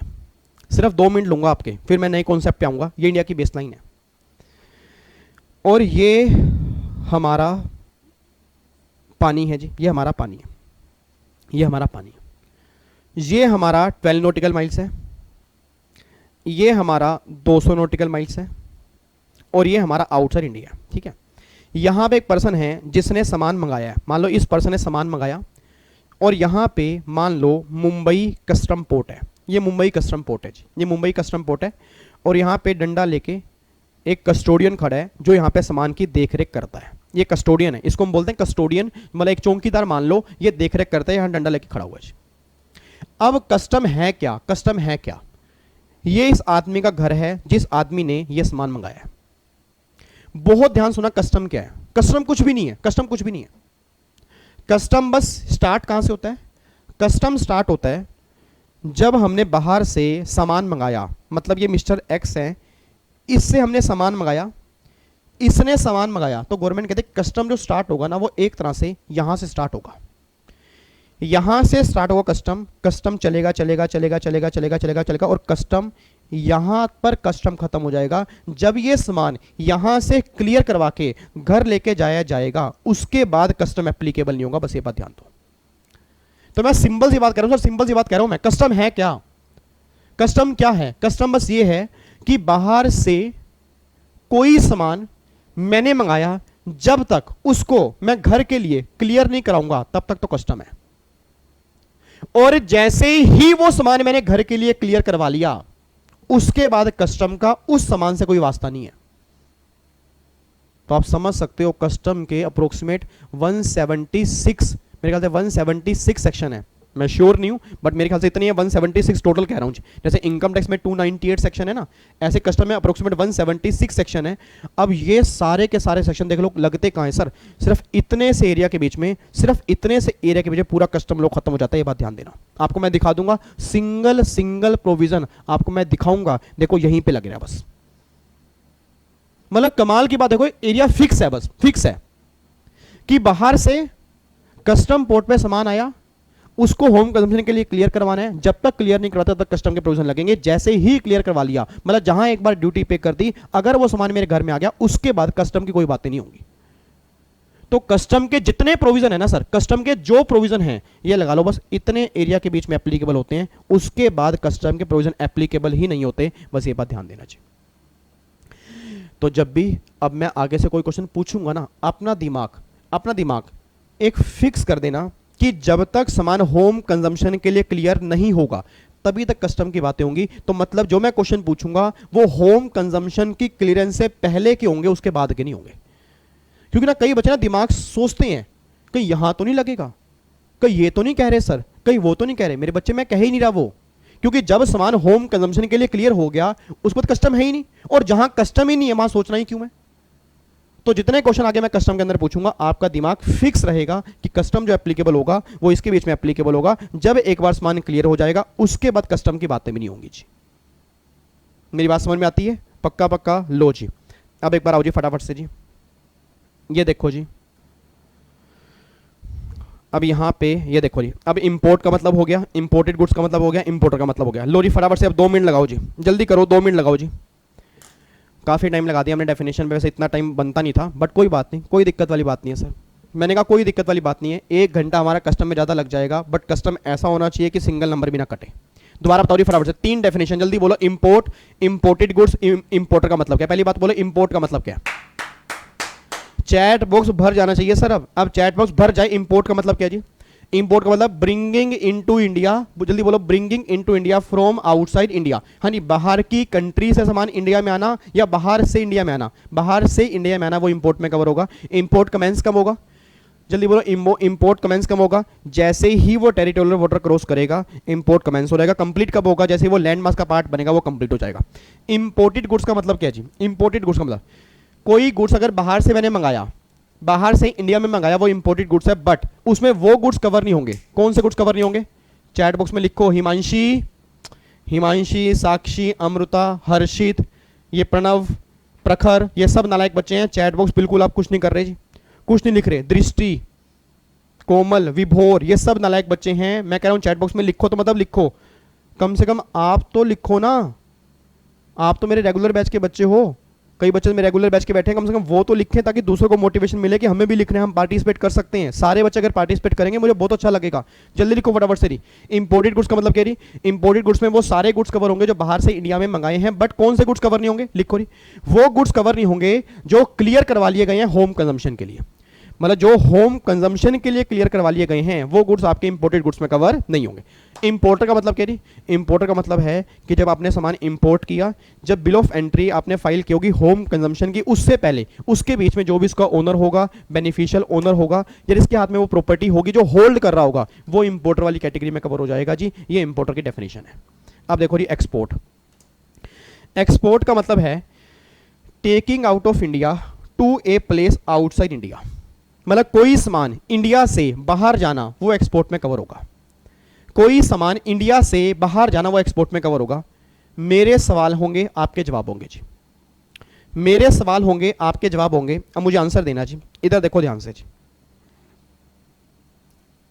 ये इंडिया की ये बेसलाइन है जी, ये सारा पानी है। ओ ये पानी टेढ़ा हो गया जी, एक मिनट रुको यार, ये कैसा पानी हो गया? ओ नालायक, इधर देखो जी, ये आपका ये पानी है जी, ठीक है जी, ये पानी है, ये पानी है। ये आपका 12 नॉटिकल माइल्स है जी, ये आपका 200 नॉटिकल माइल्स है, और ये आपका आउटसाइड इंडिया है, और ये भी आउटसाइड इंडिया ही है। बस ये India only for oil purpose और नेचुरल गैस पर्पस, बाकी ये इंडिया नहीं है। 12 नॉटिकल माइल्स वाला ये तो हर पर्पस के लिए इंडिया है, ये तो हर पर्पस के लिए इंडिया है। अब प्लीज ध्यान सुनना, कहना क्या चाह रहा हूं, प्लीज ध्यान सुनना जी। इंपोर्ट का मतलब था बाहर से इंडिया में आना, मतलब जैसे ही कोई वेसल 12 नॉटिकल माइल्स का एरिया क्रॉस करेगा तो वो इंपोर्ट स्टार्ट हो जाएगा, इंपोर्ट में कवर हो जाएगा। एक्सपोर्ट का मतलब है इंडिया से बाहर जाना। अच्छा, अगर मैंने बोला कि एक्सपोर्ट का मतलब है इंडिया से बाहर जाना, तो मेरा पूरी क्लास से क्वेश्चन है, इंडिया से बाहर जाने का मतलब क्या है? इंडिया से बाहर जाने का मतलब क्या है कि अगर मान लो ये सामान है, ये सामान है, मुझे ये सामान फॉर एग्जांपल मान लो जापान लेके जाना है जी, तो इस सामान को अगर मैंने वेसल में, मान लो इस वेसल में इसको लोड कर दिया, तो अगर मैंने सामान जैसे ही वेसल में लोड किया तो क्या ये एक्सपोर्ट में कवर हो गया? बस ये बता दो, क्या ये सामान एक्सपोर्ट में कवर हो गया? मेरे बच्चे कुछ तो बोल दो यार, हाँ या ना तो बोल दो। अगर हाँ या ना बोलोगे ना मेरे को उससे बहुत अच्छा लगेगा, बस बोला करो यार, क्योंकि जितना बोलोगे उतना मेरे लिए बढ़िया होगा, एग्जाम की तैयारी हो जाएगी। मैं बस ये कहना चाह रहा हूं सर, अगर ये वेसल में सामान लोड हो गया तो क्या इस सामान का यहां पे लोड होना, क्या ये एक्सपोर्ट में कवर होगा, नहीं होगा? यस या नो? आंसर इज नो, नहीं कवर होगा। कई बच्चे कह रहे हैं यस कवर होगा। सर अभी अभी एक्सपोर्ट की डेफिनेशन हमने की है। एक्सपोर्ट का मतलब क्या है कि इंडिया से कोई सामान बाहर जाएगा वो एक्सपोर्ट में कवर होगा। सर इंडिया से बाहर जाना, तो इंडिया का मतलब क्या है? 12 नॉटिकल माइल से बाहर जाना। मतलब कहना क्या चाह रहा हूं सर? कहना ये चाह रहा हूं अगर कोई सामान 12 नॉटिकल माइल्स के अंदर आएगा तो इंपोर्ट में कवर होगा, अगर कोई सामान 12 नॉटिकल माइल्स से बाहर जाएगा फिर वो एक्सपोर्ट में कवर होगा। तो ये नहीं है कि मान लो एक वेसल है, वेसल में अपने सामान लोड कर दिया और पानी में वो वेसल खड़ा है, वो एक्सपोर्ट हो गया, नहीं। गवर्नमेंट कहती है export means taking out of India, भाई इंडिया से बाहर लेके जाना। इंडिया से बाहर जाने का मतलब 10 नॉटिकल माइल्स के बाहर जाना। अभी गेम खत्म नहीं हुई, अब तो आपकी गलती स्टार्ट होगी, अब तो आपकी गलती स्टार्ट होगी। देखना आप गलती क्या करते हो जी। प्रोफेशनल वाले बच्चों के एग्जाम की केस स्टडी जो उनके एग्जाम में 5 नंबर की बनी जी, वो बताने जा रहा हूं जी। और एग्जीक्यूटिव के एग्जाम में एमसीक्यूज बना 1 नंबर का, वो बताने जा रहा हूं जी। और दोनों ही क्वेश्चन मोस्ट इंपॉर्टेंट हैं। जो बच्चा सुन लेगा तो एग्जाम में गलती नहीं करेगा, नहीं तो आप फिर गलती करके आओगे। अब सुना क्वेश्चन क्या बना। क्वेश्चन ये बना, ये इंडिया की, उन्होंने बोला जी इंडिया की बेसलाइन थी। क्वेश्चन सुना, क्वेश्चन कितना बढ़िया बना। उन्होंने कहा भाई ये इंडिया की बेसलाइन थी, ठीक है जी, ये इंडिया की बेसलाइन थी। और बेसलाइन यहां पे ये सारा पानी था जी, यहां पे ये सारा पानी था जी। और ये वाला एरिया है 12 नॉटिकल माइल्स, ये वाला एरिया है 200 नॉटिकल माइल्स, और फिर बाकी आपका आउटसाइड इंडिया है। ये बात क्लियर हो गई जी, यहां तक कोई दिक्कत तो नहीं। अब सुना क्वेश्चन क्या बना। क्वेश्चन कितना कमाल बढ़िया बना। क्वेश्चन ये बना, उन्होंने कहा जी एक सामान इंडिया के बाहर लेके जाना है, और ये मान लो मुंबई कस्टम पोर्ट है, तो यहां पे ना ये सामान पड़ा हुआ है, ये सामान मान लो जापान लेके जाना है जी। और यहां पे ना वेसल, इसको मैं थोड़ा साइड कर दूं, ये मान लो ये 12 नॉटिकल माइल से मैंने यहां पे लिख दिया। यहां पे वेसल, ये वेसल बिल्कुल तैयार खड़ा है जी, बिल्कुल बाहर जाने के लिए तैयार खड़ा है। इस वेसल में क्या हुआ, इस वेसल में सामान लोड किया गया, ये सामान लोड हो गया। अब लोड होने के बाद अब ये वेसल चलेगा, ये वेसल जाएगा जी। मेरा पूरी क्लास का क्वेश्चन है, क्या जैसे ही सामान वेसल में लोड किया, क्या जैसे ही सामान वेसल में लोड किया, क्या मैं एक्सपोर्ट बोल दूं? Answer is no. Export means India से बाहर जाना। अब सुना क्या हुआ, इस वेसल ने जाना था, इस वेसल का ना रूट ये वाला था, क्योंकि कुछ सामान उसको इस यहां पे एक पोर्ट था, केरला पोर्ट मान लो, उसको वहां से भी सामान उठाना था और फिर बाहर जाना था। तो ये वेसल अपना इसने रूट पकड़ा, यहां पहुंच गया, और हुआ क्या, जब ये वेसल यहां पहुंचा ना, तो ये वेसल जो है ये गिर गया, ये वेसल भाई साहब संक हो गया, गिर गया। देख रहे हो, मतलब टेढ़ा हो गया वेसल, कोई दिक्कत आ गई, वेसल गिर गया। और वेसल अब गिर गया, अभी ये सामान इंडिया के बाहर नहीं गया, डिपार्टमेंट कह रहा है मैं इस पे कस्टम ड्यूटी लगाऊंगा। मान लो ये गुड्स ऐसा था जिस पे एक्सपोर्ट ड्यूटी लगती है, डिपार्टमेंट कह रहा है ये एक्सपोर्ट में कवर हो गया, इस पे लगेगी कस्टम ड्यूटी। असेसी कह रहा है सर कस्टम ड्यूटी कैसे लगेगी, ये सामान तो इंडिया से बाहर गया ही नहीं, वैसल ही संक हो गया। और अगर वैसल ही संक हो गया, भैया इंडिया के बाहर पहुंचा ही नहीं है, तो अगर इंडिया के बाहर ही नहीं पहुंचा तो उस केस में भैया ये केस एक्सपोर्ट में कवर नहीं होगा, इस पे कोई भी कस्टम ड्यूटी एप्लीकेबल नहीं होगी। मेरा पूरी क्लास का क्वेश्चन है, क्या ये केस एक्सपोर्ट में कवर होगा नहीं होगा जी? सर मैं दोबारा बोल रहा हूं, क्या ये केस एक्सपोर्ट में कवर होगा या कवर नहीं होगा? बस ये बोल दो यस या नो। जो आप बताओगे ये बहुत इंपॉर्टेंट जजमेंट है, उस जजमेंट का जो कंक्लूजन है ये बता लो। आप मुझे दिल से बता दोगे अगर आपने सही ढंग से प्रोविजन पढ़ा है, क्या ये एक्सपोर्ट में कवर होगा? आपका दिल क्या कह रहा है, सर ये वेसल संक हो गया, 12 नॉटिकल माइल से पहले ही गिर गया, बेहोश पड़ा हुआ है, क्या ये वेसल एक्सपोर्ट में कवर होगा? आंसर इज नो, नेवर, नहीं कवर होगा। आपको मैं दिखाता हूं, देखो जजमेंट क्या पास हुई। इधर देखो मैंने यहां पे क्या लिखा है सर, क्या लिखा हुआ है, if vessel sunk within territorial water that is no export, उसको एक्सपोर्ट में कवर नहीं करेंगे और कोई भी कस्टम ड्यूटी चार्ज नहीं करेंगे। बस ये बात ध्यान दो जी। बच्चा कह रहे सर इसमें था ही क्या, इतना आसान तो था, अब आपको आसान लग रहा है ना? आसान तो अब लग रहा है, कब लग रहा है आसान? जब हमने एक्सपोर्ट की डेफिनेशन अच्छे से पढ़ ली है। नहीं तो नॉर्मली पता क्या बोलते हैं, एक्सपोर्ट का मतलब भाई पानी, मतलब इंडिया से बाहर, इंडिया का मतलब समझते ही बच्चे हैं बेस लाइन के बाहर। अच्छा अब देखो जैसे ही मैंने कहा ना, एक बच्चे के दिमाग में क्वेश्चन आ गया, कह रहा सर अगर ये वेसल, जैसे अब ये वेसल जो है, ये वेसल तो यहां पे बेहोश होगा ना, अगर ये वेसल यहां बेहोश होता, मतलब टेरिटोरियल वाटर क्रॉस कर रहा था, बीच में ही बेहोश हो गया, मतलब अभी टेरिटोरियल वाटर में हाफ एरिया कवर हो रहा है, हाफ एरिया थोड़ा सा बाहर है, तो फिर क्या होगा? मैंने क्या बोला, जब तक ये सामान टेरिटोरियल वाटर क्रॉस नहीं करेगा तब तक ये सामान एक्सपोर्ट में कवर नहीं होगा। मेरे बच्चे एक्सपोर्ट की डेफिनेशन में जोर डालो, उसमें क्या लिखा है? इंडिया से बाहर जाना। इंडिया मींस टेरिटोरियल वाटर से बाहर जाना। आपने कॉन्सेप्ट क्लियर करो बस।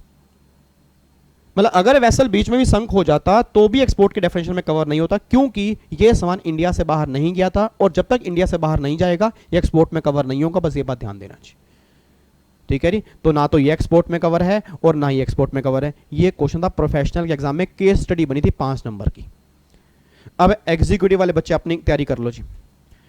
बच्चा कह रहे सर क्या ये क्वेश्चन एग्जी के अंदर नहीं बन सकता? 100% बन सकता है जी। आपको मैंने क्या बोला भैया, कस्टम के प्रोविजन पहले 5-6 लेक्चर कोई नहीं पूछेगा किसके लिए है, सबके लिए पूरी डिटेल में कराऊंगा, चाहे एग्जी वाला हो प्रोफेशनल वाला, क्योंकि दोनों में सेम लेवल का डिटेल है। बच्चा कह रहे तो आप झूठ कह रहे हो, एक बार अपना मॉड्यूल खोल के देख लेना जी, क्योंकि 6 नंबर का एग्जी में है, 10 नंबर का प्रोफेशनल में है। जो 6 नंबर हैं दोनों के वो सेम हैं, जो 4 नंबर अलग से हैं वो एडिशनल चैप्टर है। तो पहली बात तो ये समझ लो सर, कोई बच्चा अगर ये सोच के बैठा है कि इतनी डिटेल हमारे में नहीं है, तो आपकी जानकारी के लिए बता दूं, आपने एग्जाम के क्वेश्चन चेक कर लेना, सब पता लग जाएगा डिटेल कितनी है, ठीक है ना। तो जिन बच्चों सोच रहे हैं कि डिटेल इतनी नहीं है, क्वेश्चन एक बार देख लेना, आपको सब पता लग जाएगा जी। तो ऐसा ना हो कि कहीं आप चले जाओ एग्जाम में क्वेश्चन बने आप समझ ही नहीं पाओ। और मैं दोबारा बोल रहा हूँ, 6 नंबर फ्री के नहीं होते सर, 1 नंबर की वैल्यू होती है, उनसे बड़े 39 नंबर होते हैं, ठीक है। और सिर्फ मैंने क्या बोला, 6 लेक्चर मेरे साथ बैठ जाओ, आपके नंबर पूरे हो जाएंगे। इधर सुना, मैं ध्यान से कहना क्या चाह रहा हूं। ये क्वेश्चन तो क्लियर हो गया जी, मतलब ये जो है ये एक्सपोर्ट में कवर नहीं होगा। अब सुनो, एग्जी वालों के एग्जाम में क्वेश्चन क्या बना, प्रोफेशनल वाले बच्चे भी सुनेंगे जी। क्वेश्चन ये बना जी, क्वेश्चन ये बना, ये इंडिया की बेसलाइन थी, इंडिया की बेसलाइन थी। यहां पे ना ये वेसल, मतलब ये वेसल ये रूट से, इस रूट से ये बाहर जा रहा था, ये वेसल जा रहा था जी। इसने 12 नॉटिकल माइल्स का एरिया क्रॉस कर दिया, क्रॉस कर दिया, और जैसे ही क्रॉस किया, जैसे ही क्रॉस किया, ये डैमेज हो गया, ये डैमेज हो गया। इसमें कोई दिक्कत आ गई, मान लो फ्यूल खत्म हो गया, या कोई इसका मोटर खराब हो गई, कुछ भी कोई प्रॉब्लम आ गई, और इसको जल्दी जल्दी फटाफट से इंडिया में दोबारा वापस आना पड़ा। क्यों? क्योंकि भैया अगर ये जाता तो ये बीच में ही डूब सकता था, सारा सामान खराब हो जाता, और जो पैसेंजर थे वो भी मर सकते थे। बट 12 नॉटिकल माइल्स का एरिया क्रॉस हो चुका था, 12 वाला एरिया क्रॉस हो चुका था, और जैसे ही क्रॉस हुआ डैमेज हो गया, लीकेज हो गई, मोटर खराब हो गई, कुछ भी प्रॉब्लम आ गई, और इसको फटाफट बुलाया गया कि भाई तू फटाफट आ जा, जल्दी आ फटाफट से, कहीं ऐसा ना हो जान माल का खतरा हो जाए, मतलब माल का नुकसान हो जाए, लोगों का नुकसान हो जाए, जल्दी आ फटाफट से, इसको हमें सही करना है। और ये वेसल फटाफट रिटर्न होके वापस दोबारा से इंडिया में आ गया। मेरा पूरी क्लास से क्वेश्चन है, क्या इस वेसल को इंपोर्ट, क्या इस वेसल को एक्सपोर्ट कवर करेंगे, नहीं कवर करेंगे? मुझे ये बोल दो, क्या इस वेसल को एक्सपोर्ट में कवर करेंगे, नहीं कवर करेंगे? क्या ये एक्सपोर्ट की डेफिनेशन में कवर होगा, नहीं होगा? मेरा पूरी क्लास से क्वेश्चन ये है कि जैसे इसने एरिया क्रॉस किया, खराब होने के बाद दोबारा वापस आ गया, क्या ये एक्सपोर्ट में कवर होगा, नहीं होगा? हाँ जी, मेरी क्लास मुझे आंसर देगी जी, क्या ये एक्सपोर्ट में कवर होगा या नहीं होगा? आंसर इज यस, कवर होगा, इसको एक्सपोर्ट में कवर करेंगे।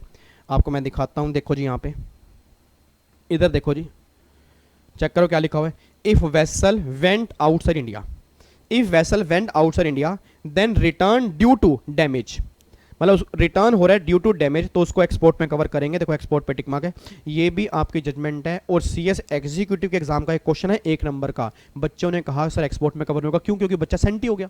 बच्चा कह रहा है नहीं नहीं सर, वेसल तो वापस आ गया ना, गवर्नमेंट कह रही हेलो वेसल वापस आया या कुछ भी हुआ, भैया अगर उसने 12 नॉटिकल माइल्स का एरिया क्रॉस कर दिया था तो वो एक्सपोर्ट की डेफिनेशन में कवर होगा, चाहे वो डैमेज की वजह से वापस क्यों ना आया हो, उसको एक्सपोर्ट में कवर करना है।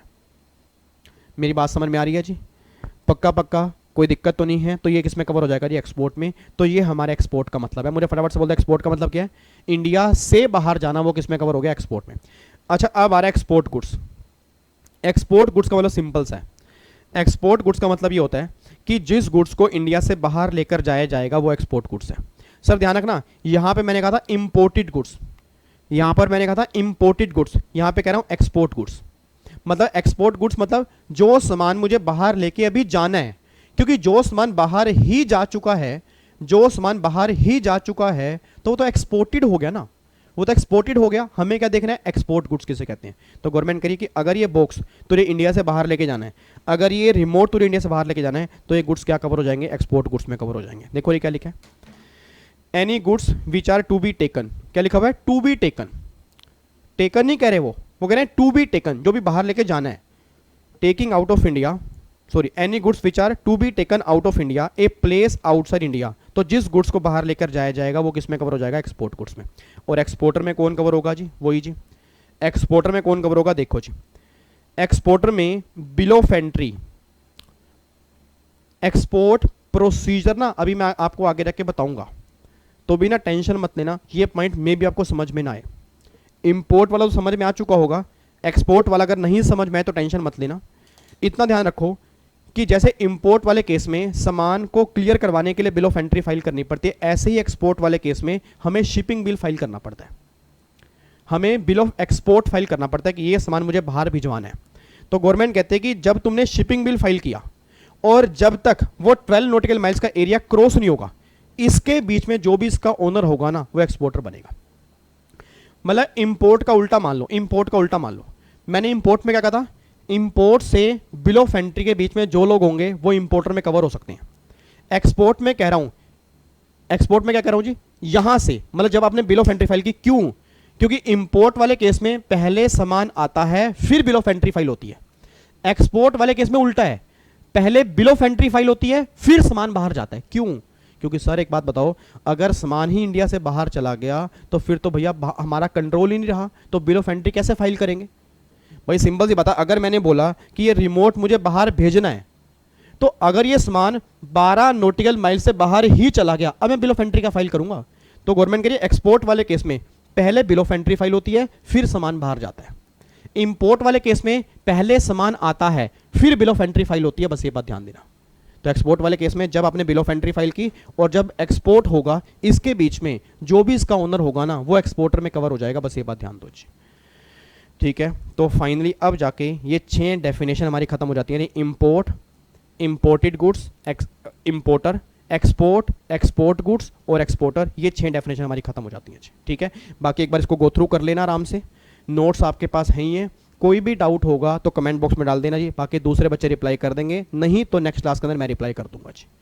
ठीक है, लो जी, अब इस 6 डेफिनेशन के बाद ना अब थोड़ा सा आगे आओ जी, अब बिल्कुल सिंपल सिंपल बातें देखो जी। अब ये है डेफिनेशन ऑफ इंडिया, अब ये तो मैं आपको बता ही चुका हूँ जी, ये तो आपको मेरे ख्याल से याद ही हो चुकी होगी। डेफिनेशन ऑफ इंडिया देखो जी, क्या डेफिनेशन ऑफ इंडिया का मतलब क्या है, एक तो बेस लाइन हो गया, बेस लाइन में आपकी 28 स्टेट आएंगी और 8 आपकी यूटी आएंगी।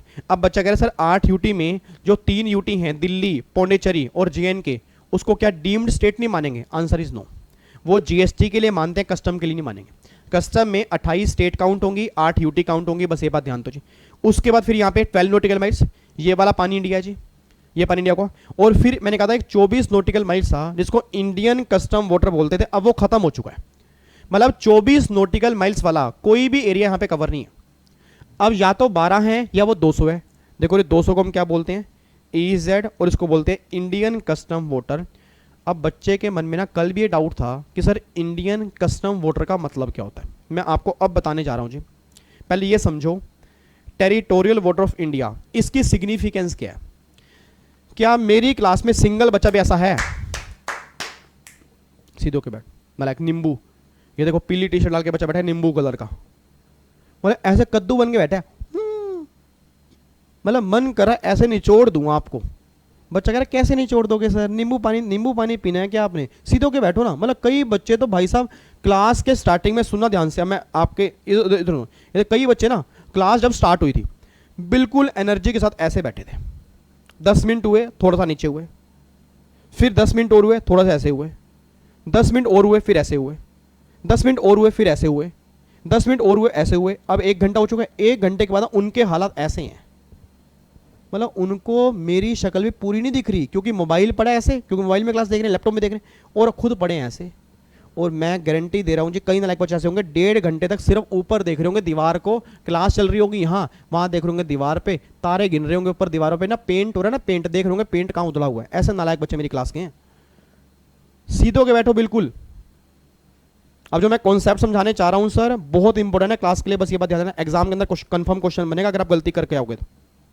इधर सुना ध्यान से, 15-20 मिनट की बात हो रहा है जी, 15-20 मिनट की बात हो रहा है। एक तो मुझे ये कॉन्सेप्ट आर करवाना है, ये कराना है जी। उसके बाद फिर एक कॉन्सेप्ट मुझे ये तो कराऊंगा नेक्स्ट क्लास में, ये कराऊंगा नेक्स्ट क्लास में। फिर उसके बाद मुझे एक इंपोर्ट एक्सपोर्ट कोड क्या होता है ये आज बता दूंगा, ये मुझे बताना है आज। और बिल ऑफ लेडिंग भी आज नहीं बता पाऊंगा। चलो बस ऐसा करते हैं, एक तो मुझे बस आपको ये बताना है जी, एक तो मुझे आपको ये बताना है इंपोर्ट एक्सपोर्ट कोड का मतलब क्या होता है ये, और एक जो बताने जा रहा हूँ इंडिया की डेफिनेशन, बस ये दो चीज़ें बतानी है। और एक बात और सुनना चाहिए, कल की क्लास कोई बच्चा भूल के मिस नहीं करेगा, और अगर कल बच्चे सही टाइम पे नहीं आए फिर देख लेना सर, फिर देख लेना, मैं सही बता रहा हूँ। क्योंकि कल की क्लास में ना जो बच्चों ने पहले कस्टम पढ़ा हुआ उनको तो पता होगा, जो मैं कल करवाने जा रहा हूँ जी, FOB price, CIF price, ex factory price, FAS price. Professional वाले बच्चे जानते होंगे, एग्जीक्यूटिव वाले बच्चे जानते होंगे, जब चैप्टर करते हो वैल्यूएशन का कस्टम में, जिन्होंने किया हुआ है। जो पहली बार कर रहे हैं तो पहली बार कर रहे हैं, मैंने कहा ना जीरो से लेके चलूंगा सब कुछ, बट जिन्होंने पहले पढ़ा उनको पता होगा इसकी वैल्यू कितनी है कस्टम में। मतलब अगले आने वाला पूरा कस्टम कैलकुलेशन पार्ट इस पे टिका हुआ है, और आपको मैं दिखाऊंगा कल की क्लास में जिन्होंने पढ़ा हुआ है ना, पढ़ा होने के बावजूद भी वो कितनी गलतियां करेंगे। क्योंकि जो आप दिमाग में लेके बैठे हो सर उसमें काफ़ी सारी दिक्कतें हैं, उसको मुझे निकालना है, उसके सही प्रोविज़न क्या है वो दिमाग में डालने हैं।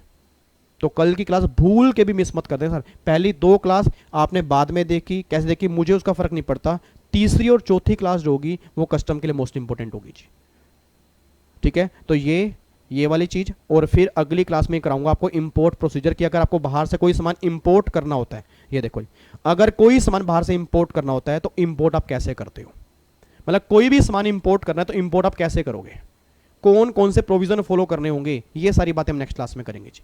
तो भूल के भी कोई बच्चा गलती से भी नेक्स्ट क्लास मिस नहीं करेगा जी। ओके जी, अब आओ जी इंडिया की डेफिनेशन पे आओ जी। लो इंडिया की डेफिनेशन करते हैं, बस 2 चीज़ें करनी है, देन फिर पैकअप करूंगा आज की क्लास। इंडिया की डेफिनेशन देखो जी अब यहाँ पे, एक तो 12 नॉटिकल माइल्स, 24 अब है नहीं जी, 24 खत्म हो चुका है, कितना 200, और 200 को क्या बोलते हैं इंडियन कस्टम वाटर। मेरे को ये बता दो टेरिटोरियल वाटर ऑफ इंडिया, इसकी सिग्निफिकेंस क्या है जी। कोई बच्चा बस मेरे को चैट बॉक्स में बता दे कि टेरिटोरियल वाटर ऑफ इंडिया की सिग्निफिकेंस क्या है, मतलब ये क्यों जरूरी है हमें जानना,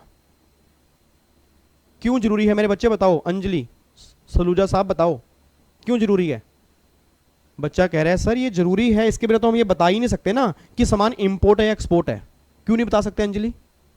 सर क्यों नहीं बता सकते, मतलब अभी तो आपने कहा कि बाहर से कोई भी सामान अगर इंडिया में आएगा वो इंपोर्ट बनेगा, इंडिया से बाहर जाएगा वो एक्सपोर्ट बनेगा, और इंडिया इंक्लूड्स टेरिटोरियल वाटर। और जब तक हमें टेरिटोरियल वाटर ही नहीं पता होगा तो इंडिया की डेफिनेशन ही कंप्लीट नहीं होगी, और जब इंडिया की डेफिनेशन ही कंप्लीट नहीं होगी हम ये आइडेंटिफाई नहीं कर पाएंगे इंपोर्ट एक्सपोर्ट है, और अगर आइडेंटिफाई नहीं कर पाएंगे तो कस्टम कैसे लगाएंगे।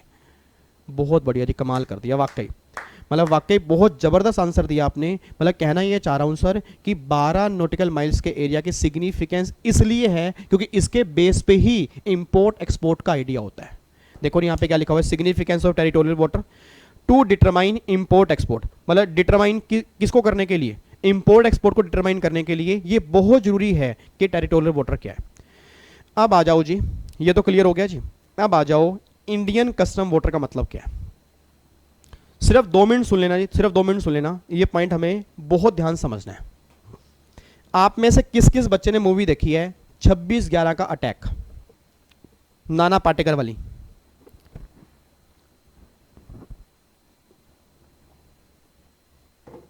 बताना जी, किस किस बच्चे ने मूवी देखी है 26/11 का अटैक जी? किस किस बच्चे ने मूवी देखी है 26/11 का अटैक? कई बच्चों ने देखी है, चलो कई बच्चों ने देखी नहीं, क्योंकि वो उनको ये मूवी नहीं देखनी, उनको मूवी देखनी है वो वाली वेब सीरीज देखनी है जहाँ पे बहुत सारी बातें सीखने को मिलती हैं, अच्छे अच्छे वर्ड सीखने को मिलते हैं, काफ़ी सारा ज्ञान मिलता है। एक तरफ से एक अच्छा वर्ड आता है, दूसरी तरफ से कहता है तेरे पास यही अच्छा वर्ड है तो इससे अच्छा वर्ड मुझसे ले। इतने सुंदर सुंदर शब्दावली आजकल यूज़ हो रही है, तो बच्चा कहता है वही देखने में मज़ा आता है सर, जहाँ हमें कुछ सीखने को मिले वो मूवी देखने का मज़ा ही नहीं आता। नालायक।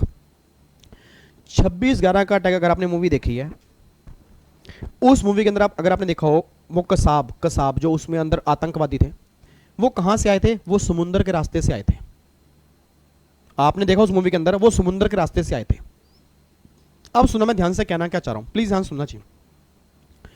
मेरा पूरी क्लास से क्वेश्चन है, आज सबसे ज्यादा स्मगलिंग कहां होती है? समुद्र के रास्ते से। अब कई बार क्या हुआ कि सामान 12 नॉटिकल माइल्स में आ जाता था, मतलब थोड़ा सा ही दूर होता था, फिर जाके पता लगता था कि जो ये सामान आ रहा है ये तो गोला बारूद है, ये तो इलीगल सामान है, ये तो स्मगलिंग हो रही है। फिर गवर्नमेंट क्या करती थी, वहां जाके पकड़ती थी उनको सर्च करती थी, स्टॉप करती थी, उनको कॉन्फिस्केट करती थी। और इतने में क्या होता था कि वो सामान, मतलब जैसे ही पता लगा ना, वो सामान 12 के अंदर आया, 12 के अंदर आके फिर वो इंडिया के अंदर आया, कंट्रोल ही नहीं कर पाए। ये रियलिटी बता रहा हूं सर, आपको रियलिटी बता रहा हूं। अगर कोई बच्चा प्रैक्टिकली काम कर रहा होगा उसको पता होगा प्रैक्टिकली में बहुत दिक्कत आती थी। मतलब 24 नॉटिकल माइल्स का एरिया जब पहले आइडेंटिफाइड था इंडियन कस्टम वाटर, उसका मतलब यह था कि 24 नॉटिकल माइल्स में अगर कोई वेसल है, गवर्नमेंट उसको जाके स्टॉप कर सकती है। स्टॉप, रुको भाई रुको, चेक कराओ क्या लिखा है।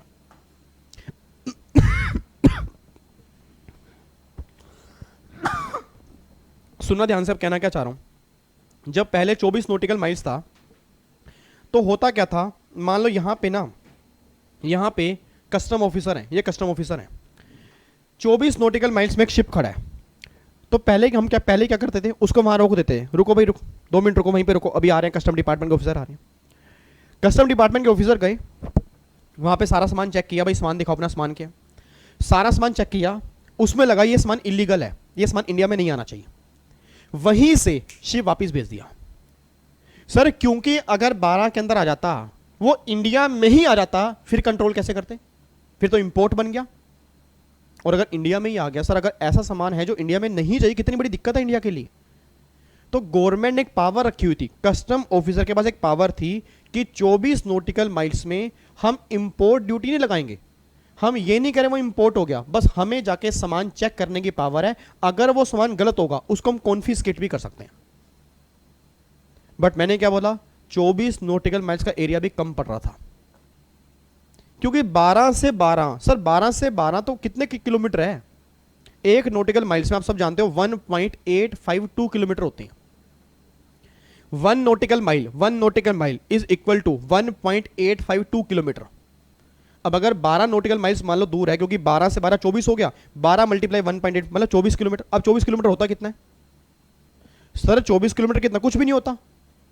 तो होता क्या था कि वो इंडिया में घुस जाते थे, इंडिया में आके फिर काम खराब करते थे। गवर्नमेंट ने कहा भाई साहब बड़ी दिक्कत आ रही है, तो गवर्नमेंट ने क्या किया, उस एरिया को बढ़ा दिया। अब गवर्नमेंट कह रही है कि कस्टम ऑफिसर के पास पूरी पावर है कि 200 नॉटिकल माइल्स तक हमारा इंडियन कस्टम वाटर है, किसी भी वेसल की छानबीन की जा सकती है। मतलब पहले अगर कोई वेसल 24 नॉटिकल माइल्स के बाहर खड़ा है, उसकी छान पावर नहीं थी, चाहे वो गोला बारूद लेके आ रहा है, चाहे वो, अब सोच के बोलना, एक वेसल है 25 नॉटिकल माइल्स में खड़ा है, 25 के अंदर खड़ा है, और जब ये एरिया 24 तक था, वो गवर्नमेंट को चिढ़ा रहा है, पकड़ लो, नहीं पकड़ सकते, पावर ही नहीं है, नालायक को पावर ही नहीं है। अब सोच के बोलना, चिढ़ा रहा है ना। एक बच्चा कह रहा है ओवर एक्टिंग के 500 रुपए काट लो। कल भी नालायक बच्चा कह रहा था ओवर एक्टिंग के 500 रुपए काट लो। और मैं एक्टर नहीं हूं भैया। ये थोड़ी बहुत हरकतें करता हूं, पागलपंती करता हूं, क्यों? क्योंकि आपको थोड़ा बहुत समझ में आ जाए। सिंपल से बता सर, मैं अपने रेगुलर बैच के अंदर तो बोलता हूं कि अगर मुझे आपको समझाने के लिए पागल भी बनना पड़े, मुझे वो भी मंजूर है। क्यों? आपको समझ में आना जरूरी है, मेरी हरकतें जरूरी नहीं है। सर मुझे आपको समझाना है, तो मैं सिंपल सी बात कहना चाह रहा हूं कि जो 25 के अंदर खड़ा है वो चिढ़ा रहा है, क्यों? क्योंकि वो कह रहा है कंट्रोल ही नहीं है। अब सोच के बोला कितनी बड़ी दिक्कत है, मतलब यहां हमारे सामने खड़ा है बट हमारे कंट्रोल से बाहर है। तो गवर्नमेंट ने क्या किया, वो एरिया बढ़ा दिया 200 नॉटिकल माइल्स। अब 200 नॉटिकल माइल्स आप समझ सकते हो अप्रोक्सीमेट 400 किलोमीटर। अब बहुत एरिया हो गया सर, बहुत एरिया। मतलब इसका मतलब क्या हुआ कि 200 नॉटिकल माइल्स के एरिया के बीच में कोई भी वेसल, कोई शिप अगर खड़ी है, कस्टम ऑफिसर को पूरी पावर है, उसको स्टॉप कर सकते हैं, सर्च कर सकते हैं, सीज कर सकते हैं और सामान कॉन्फिस्केट कर सकते हैं। तो यार कस्टम ने बहुत पावर बढ़ाई है सर। तो आपके एग्जाम में क्वेश्चन बन सकता है कि इंडियन कस्टम वाटर की सिग्निफिकेंस क्या होती है और इसका एरिया कितना है। अब तो सिग्निफिकेंस क्या होती है और एरिया कितना आपको दिखाने जा रहा हूं। देखो जी significance of Indian custom water, बहुत ध्यान से। कस्टम ऑफिसर हैज पावर क्या? टू अरेस्ट ए पर्सन, उस पर्सन को अरेस्ट करने की पावर होती है, और टू स्टॉप एंड सर्च, उसको रोकने की और सर्च करने की। Power of search vessel, vessel को सर्च करने की पावर है। स्टॉप वेसल, वेसल को स्टॉप करने की पावर है। और कॉन्फिस्केशन ऑफ गुड्स, अगर रिक्वायर हो तो गुड्स को कॉन्फिस्केट करने की पावर है। तो मतलब सिंपल सी बात है कि भैया कस्टम, गवर्नमेंट ये नहीं करी कस्टम ड्यूटी ले सकते हैं। मैं दोबारा बोल रहा हूँ, कस्टम ड्यूटी तब लगती है जब वो सामान इंपोर्ट हो जाए। वो इंपोर्ट हुआ ही नहीं है, वो सामान अभी 12 से बाहर है, बट हमें डाउटफुल सिचुएशन लग रही है, ये सामान इंडिया में नहीं आना चाहिए, ये जरूर स्मगलिंग का सामान है, ये चोरी का सामान है, ये इलीगल सामान है। हमारे दिमाग में अगर डाउट होगा तो हम जाके उसकी चेकिंग कर सकते हैं। तो मतलब पावर जो दी है वो कस्टम ड्यूटी लेने की नहीं दी, वो चेकिंग करने की दी है। चेकिंग किसकी? उस पर्सन की भी और उस सामान की भी, उस वेसल की भी। मतलब तीनों की चेकिंग कर सकते हैं सर, और उस पर्सन को अरेस्ट भी कर सकते हैं अगर हमें लगा डाउटफुल है जी। ठीक है, तो ये आपके अगर एग्जाम में क्वेश्चन बनता है तो आपको लिख के आना है। उसके बाद जी सिग्निफिकेंस ऑफ EEZ। अब EEZ का मतलब तो मैंने आपको बता ही दिया जी। EEZ का मतलब क्या होता है? Relevance only for oil purpose और नेचुरल गैस पर्पस, बस ये बात ध्यान दो जी। ठीक है, तो main bus Indian custom water main है। मुझे फटाफट से बोल दो जी, इंडिया में क्या क्या कवर हो गया जी। एक तो बेस लाइन, एक 12 नॉटिकल माइल्स, इसकी सिग्निफिकेंस क्या है? ये डिटरमाइन करता है इंपोर्ट एक्सपोर्ट क्या है। 24 नॉटिकल माइल्स, अब ये कोई बला नहीं है, ये खत्म हो चुकी है, बेकार है जी अभी। अब 200 नॉटिकल माइल्स है इंडियन कस्टम वाटर।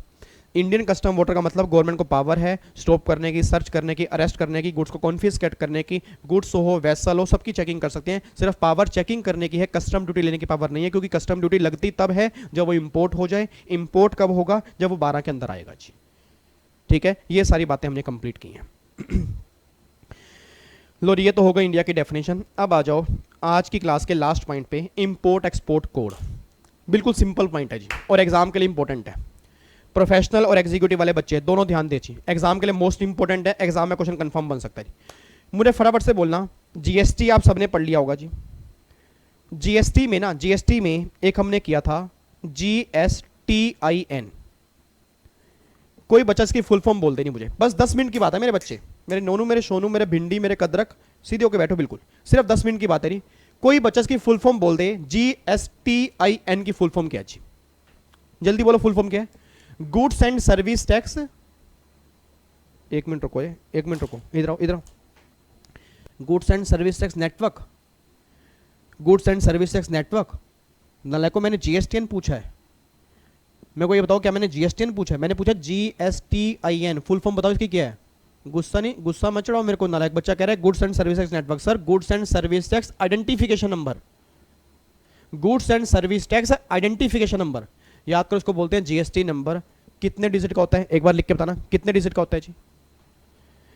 कितने डिजिट का होता है? याद करो, 15 डिजिट का नंबर होता है, और ये पैन बेस्ड नंबर होता है। इसके बिना हम GST चार्ज नहीं कर सकते। मैंने GST के अंदर भी कहा था कि GST लेना या ना लेना वो GST रजिस्ट्रेशन पे डिपेंड करता है।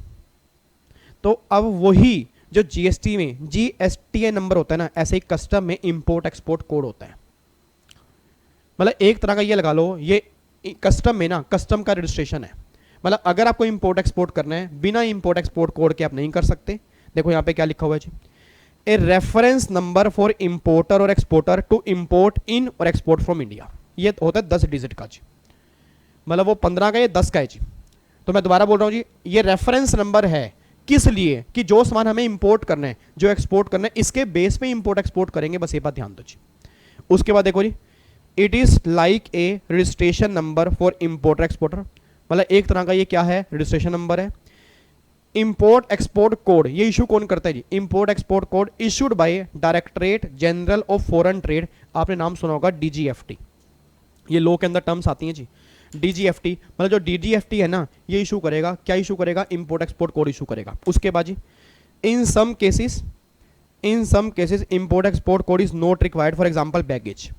मतलब कुछ केस में इंपोर्ट एक्सपोर्ट कोड की रिक्वायरमेंट नहीं होती। फॉर एग्जांपल बैगेज, बैगेज का मतलब लगेज। अब सोच के बोलना जी, मैं बाहर से कोई भी सामान लेके आ रहा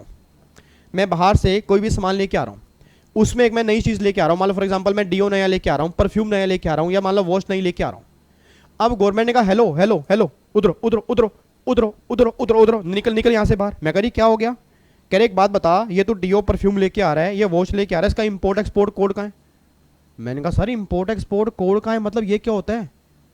मतलब क्या अब छोटा मोटा कोई सामान लेके आना होगा, मतलब मैं अपने बैगेज में साथ लेके आ रहा हूँ, क्या उस केस में मुझे कोड की रिक्वायरमेंट होगी? गवर्नमेंट कहती नहीं।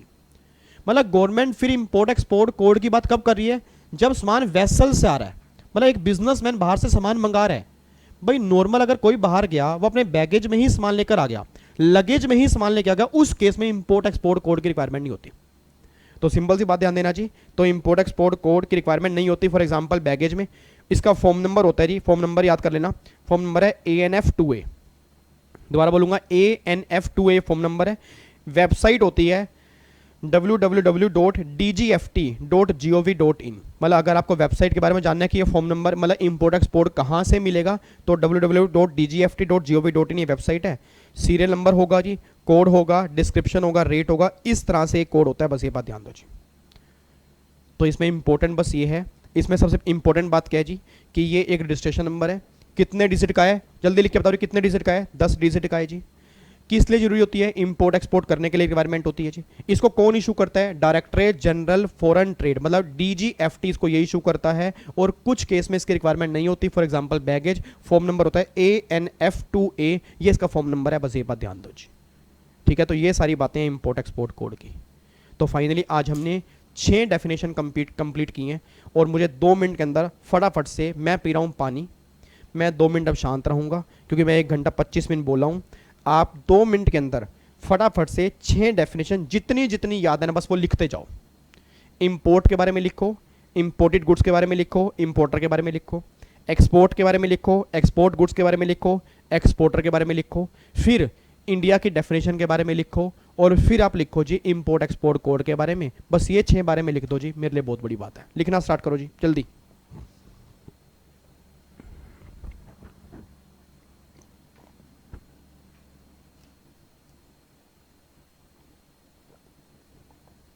कई नालायक बच्चे हैं, लिख नहीं रहे अभी, पाप लगेगा सर, ध्यान रखना। मैं कह रहा हूँ लिख लो फटाफट से एक बार। लो रे, इंपोर्ट का मतलब बाहर से कोई भी सामान इंडिया में आना वो इंपोर्ट में कवर होगा जी। इंडिया का मतलब आपको बता दिया 12 नॉटिकल माइल्स, ये इंडिया में कवर होगा। मतलब बाहर से का मतलब बाहर वाली कंट्री से नहीं, बाहर से इंडिया में अगर आया तो इंपोर्ट में कवर है। इंपोर्टर में इंपोर्टेड गुड्स का मतलब क्या है कि कोई सामान अगर बाहर से आएगा वो इंपोर्टेड गुड्स में कवर होगा, बट वो सामान कवर नहीं होगा जो बिल ऑफ एंट्री मतलब जो होम कंजम्पशन के लिए क्लियर हो चुका है, वो सामान इसमें कवर नहीं होगा। फिर गवर्नमेंट ने बोला रही इंपोर्टर का मतलब क्या है, इंपोर्टर का मतलब यह है कि जब आपने सामान इंपोर्ट किया वहां से जब होम कंजम्पशन के लिए बिल ऑफ एंट्री आपने फाइल की, उसके बीच में जो भी इस गुड्स को होल्ड करेगा, जो ओनर होगा वो क्या बन जाएगा जी, इंपोर्टर बन जाएगा। बेनिफिशियल ओनर भी इसमें कवर हो जाएंगे। एक्सपोर्ट का मतलब इंडिया से कोई सामान बाहर जाना, और एक्सपोर्ट गुड्स का मतलब क्या होता है कि जो सामान बाहर अभी लेके जाना है, जो सामान बाहर अभी लेके जाना है वो एक्सपोर्ट गुड्स में कवर होगा। एक्सपोर्टर मींस क्या होता है, जो आपने शिपिंग बिल फाइल किया, बिल ऑफ एंट्री फाइल की और एक्सपोर्ट तक, उसके बीच में जो इसका ओनर होगा, बेनिफिशियल ओनर होगा, वो क्या बन जाएगा, एक्सपोर्टर बन जाएगा। इंडिया में टेरिटोरियल वाटर कवर होगा जी, कस्टम वाटर कवर होगा, EEZ कवर होगा। इंडियन कस्टम वाटर और EEZ ये दोनों ही 200 नॉटिकल माइल्स तक होंगे, और TWA कहाँ तक होगा, 12 नॉटिकल माइल्स तक होगा। टेरिटोरियल वाटर ऑफ इंडिया, उसकी सिग्निफिकेंस क्या है, टू डिटरमाइन इंपोर्ट और एक्सपोर्ट। और इंडियन कस्टम वाटर का मतलब क्या है, Indian custom water means government के पास पूरी पावर है कि वेसल को, गुड्स को, पर्सन को स्टॉप करने की, सर्च करने की, सामान को सीज करने की, अरेस्ट करने की पूरी पावर गवर्नमेंट ने दी है। क्यों, ताकि इंडिया में स्मगलिंग ना हो, इंडिया में इलीगल सामान ना आए, इसलिए गवर्नमेंट ने यहाँ पे काम किया है। इंपोर्ट एक्सपोर्ट कोड का मतलब क्या होता है, एक रजिस्ट्रेशन नंबर एक तरह का इंपोर्ट एक्सपोर्ट करने के लिए हमें चाहिए होता है, 10 डिजिट का नंबर होता है। इसको इशू करने वाली कौन होती है, DGFT इसको इशू करेगी, और इसका फॉर्म नंबर होगा GST ANF0 मतलब ANF2A हमारा फॉर्म नंबर होगा जी। और कुछ केस में इस कोड के में रिक्वायरमेंट नहीं होती, अदरवाइज अगर हमें इंपोर्ट एक्सपोर्ट करना है इस कोड के बिना हम इंपोर्ट एक्सपोर्ट नहीं कर पाएंगे, बस ये बात ध्यान दो। इसकी वेबसाइट क्या होती है, www.dgft.gov.in, ये इसकी वेबसाइट होती है जी, ठीक है। लो जी, अब जाके हमारा ये पॉइंट खत्म हो गया। तो कल की क्लास में आने से पहले आपने एक काम करना है जी, ये आपने एक बार रीड करके आना है। वैसे कुछ समझ में तो आपको आएगा नहीं, जिन बच्चों ने पहले पढ़ा होगा उनको समझ में आएगा, नहीं तो कोई दिक्कत वाली बात नहीं है। बट ये कल की क्लास सबसे इंपॉर्टेंट है, ये वाला कल हमें करना है, और इंपोर्ट प्रोसीजर कल हम स्टार्ट कर देंगे जी, इंपोर्ट और एक्सपोर्ट प्रोसीजर जी, ठीक है। तो दोबारा बोल रहा हूँ, कल की क्लास हमारी मोस्ट इंपॉर्टेंट होगी, बस ये बात ध्यान दो जी, ठीक है। और बाकी मुलाकात करेंगे अभी थोड़ी देर के बाद, रात को 10 बजे लाइव, उसके अंदर हम करेंगे MCQs। और आज हमारे, आपको मैंने बता ही दी हैं, आज हमारे 35 MCQs हैं, मतलब 35 MCQs आज मैंने डाले हैं जी। आज 35 MCQs हैं, पहले हम करते हैं 25, आज हम करेंगे 35। और MCQs अगर आपने देखे होंगे सर, छोटे मोटे MCQs नहीं हैं, जबरदस्त मैंने MCQs बनाए हैं। आज पता लगेगा कि आपको GST कितना समझ में आया जी, ठीक है। चलो जी, बाकी मुलाकात करते हैं रात को भी 10 बजे सेम टाइम मतलब सेम जगह सेम चैनल पे। ओके री, bye bye, take care, God bless you. उम्मीद करूंगा कस्टम का लेक्चर आपको समझ में आ चुका होगा। कुछ पॉइंट्स में अगर डाउट है पीछे करके दोबारा सुन लेना सर, क्योंकि मे बी आपके लिए नई टर्म्स हो सकती हैं। ठीक है जी, मैंने कोशिश किया डिटेल में समझाने की, और फिर भी समझ में नहीं आ रहा तो कमेंट बॉक्स में डाल देना, नहीं उसको दूसरे बच्चे रिप्लाई करेंगे या मैं रिप्लाई करूंगा, कोई ना कोई रिप्लाई जरूर करेगा। ठीक है, चले नहीं फिर पक्का पक्का, अगर अच्छी लगे तो प्यार जरूर देना सर, बाकी बस आपकी मर्जी है सर। आपकी दुआएं मेरे साथ हैं तो मेरे लिए बहुत बड़ी बात है। जो लोग प्यार देते हैं थैंक यू सो मच, जो नहीं देते उनको भी thank you so much, but मैं ये कहूँगा हमेशा प्यार से ही दुनिया आगे बढ़ती है। ठीक है, ओके जी, bye bye, take care, God bless you, love you so much, जय Hind, bye bye, bye bye, take care जी, बाय बाय।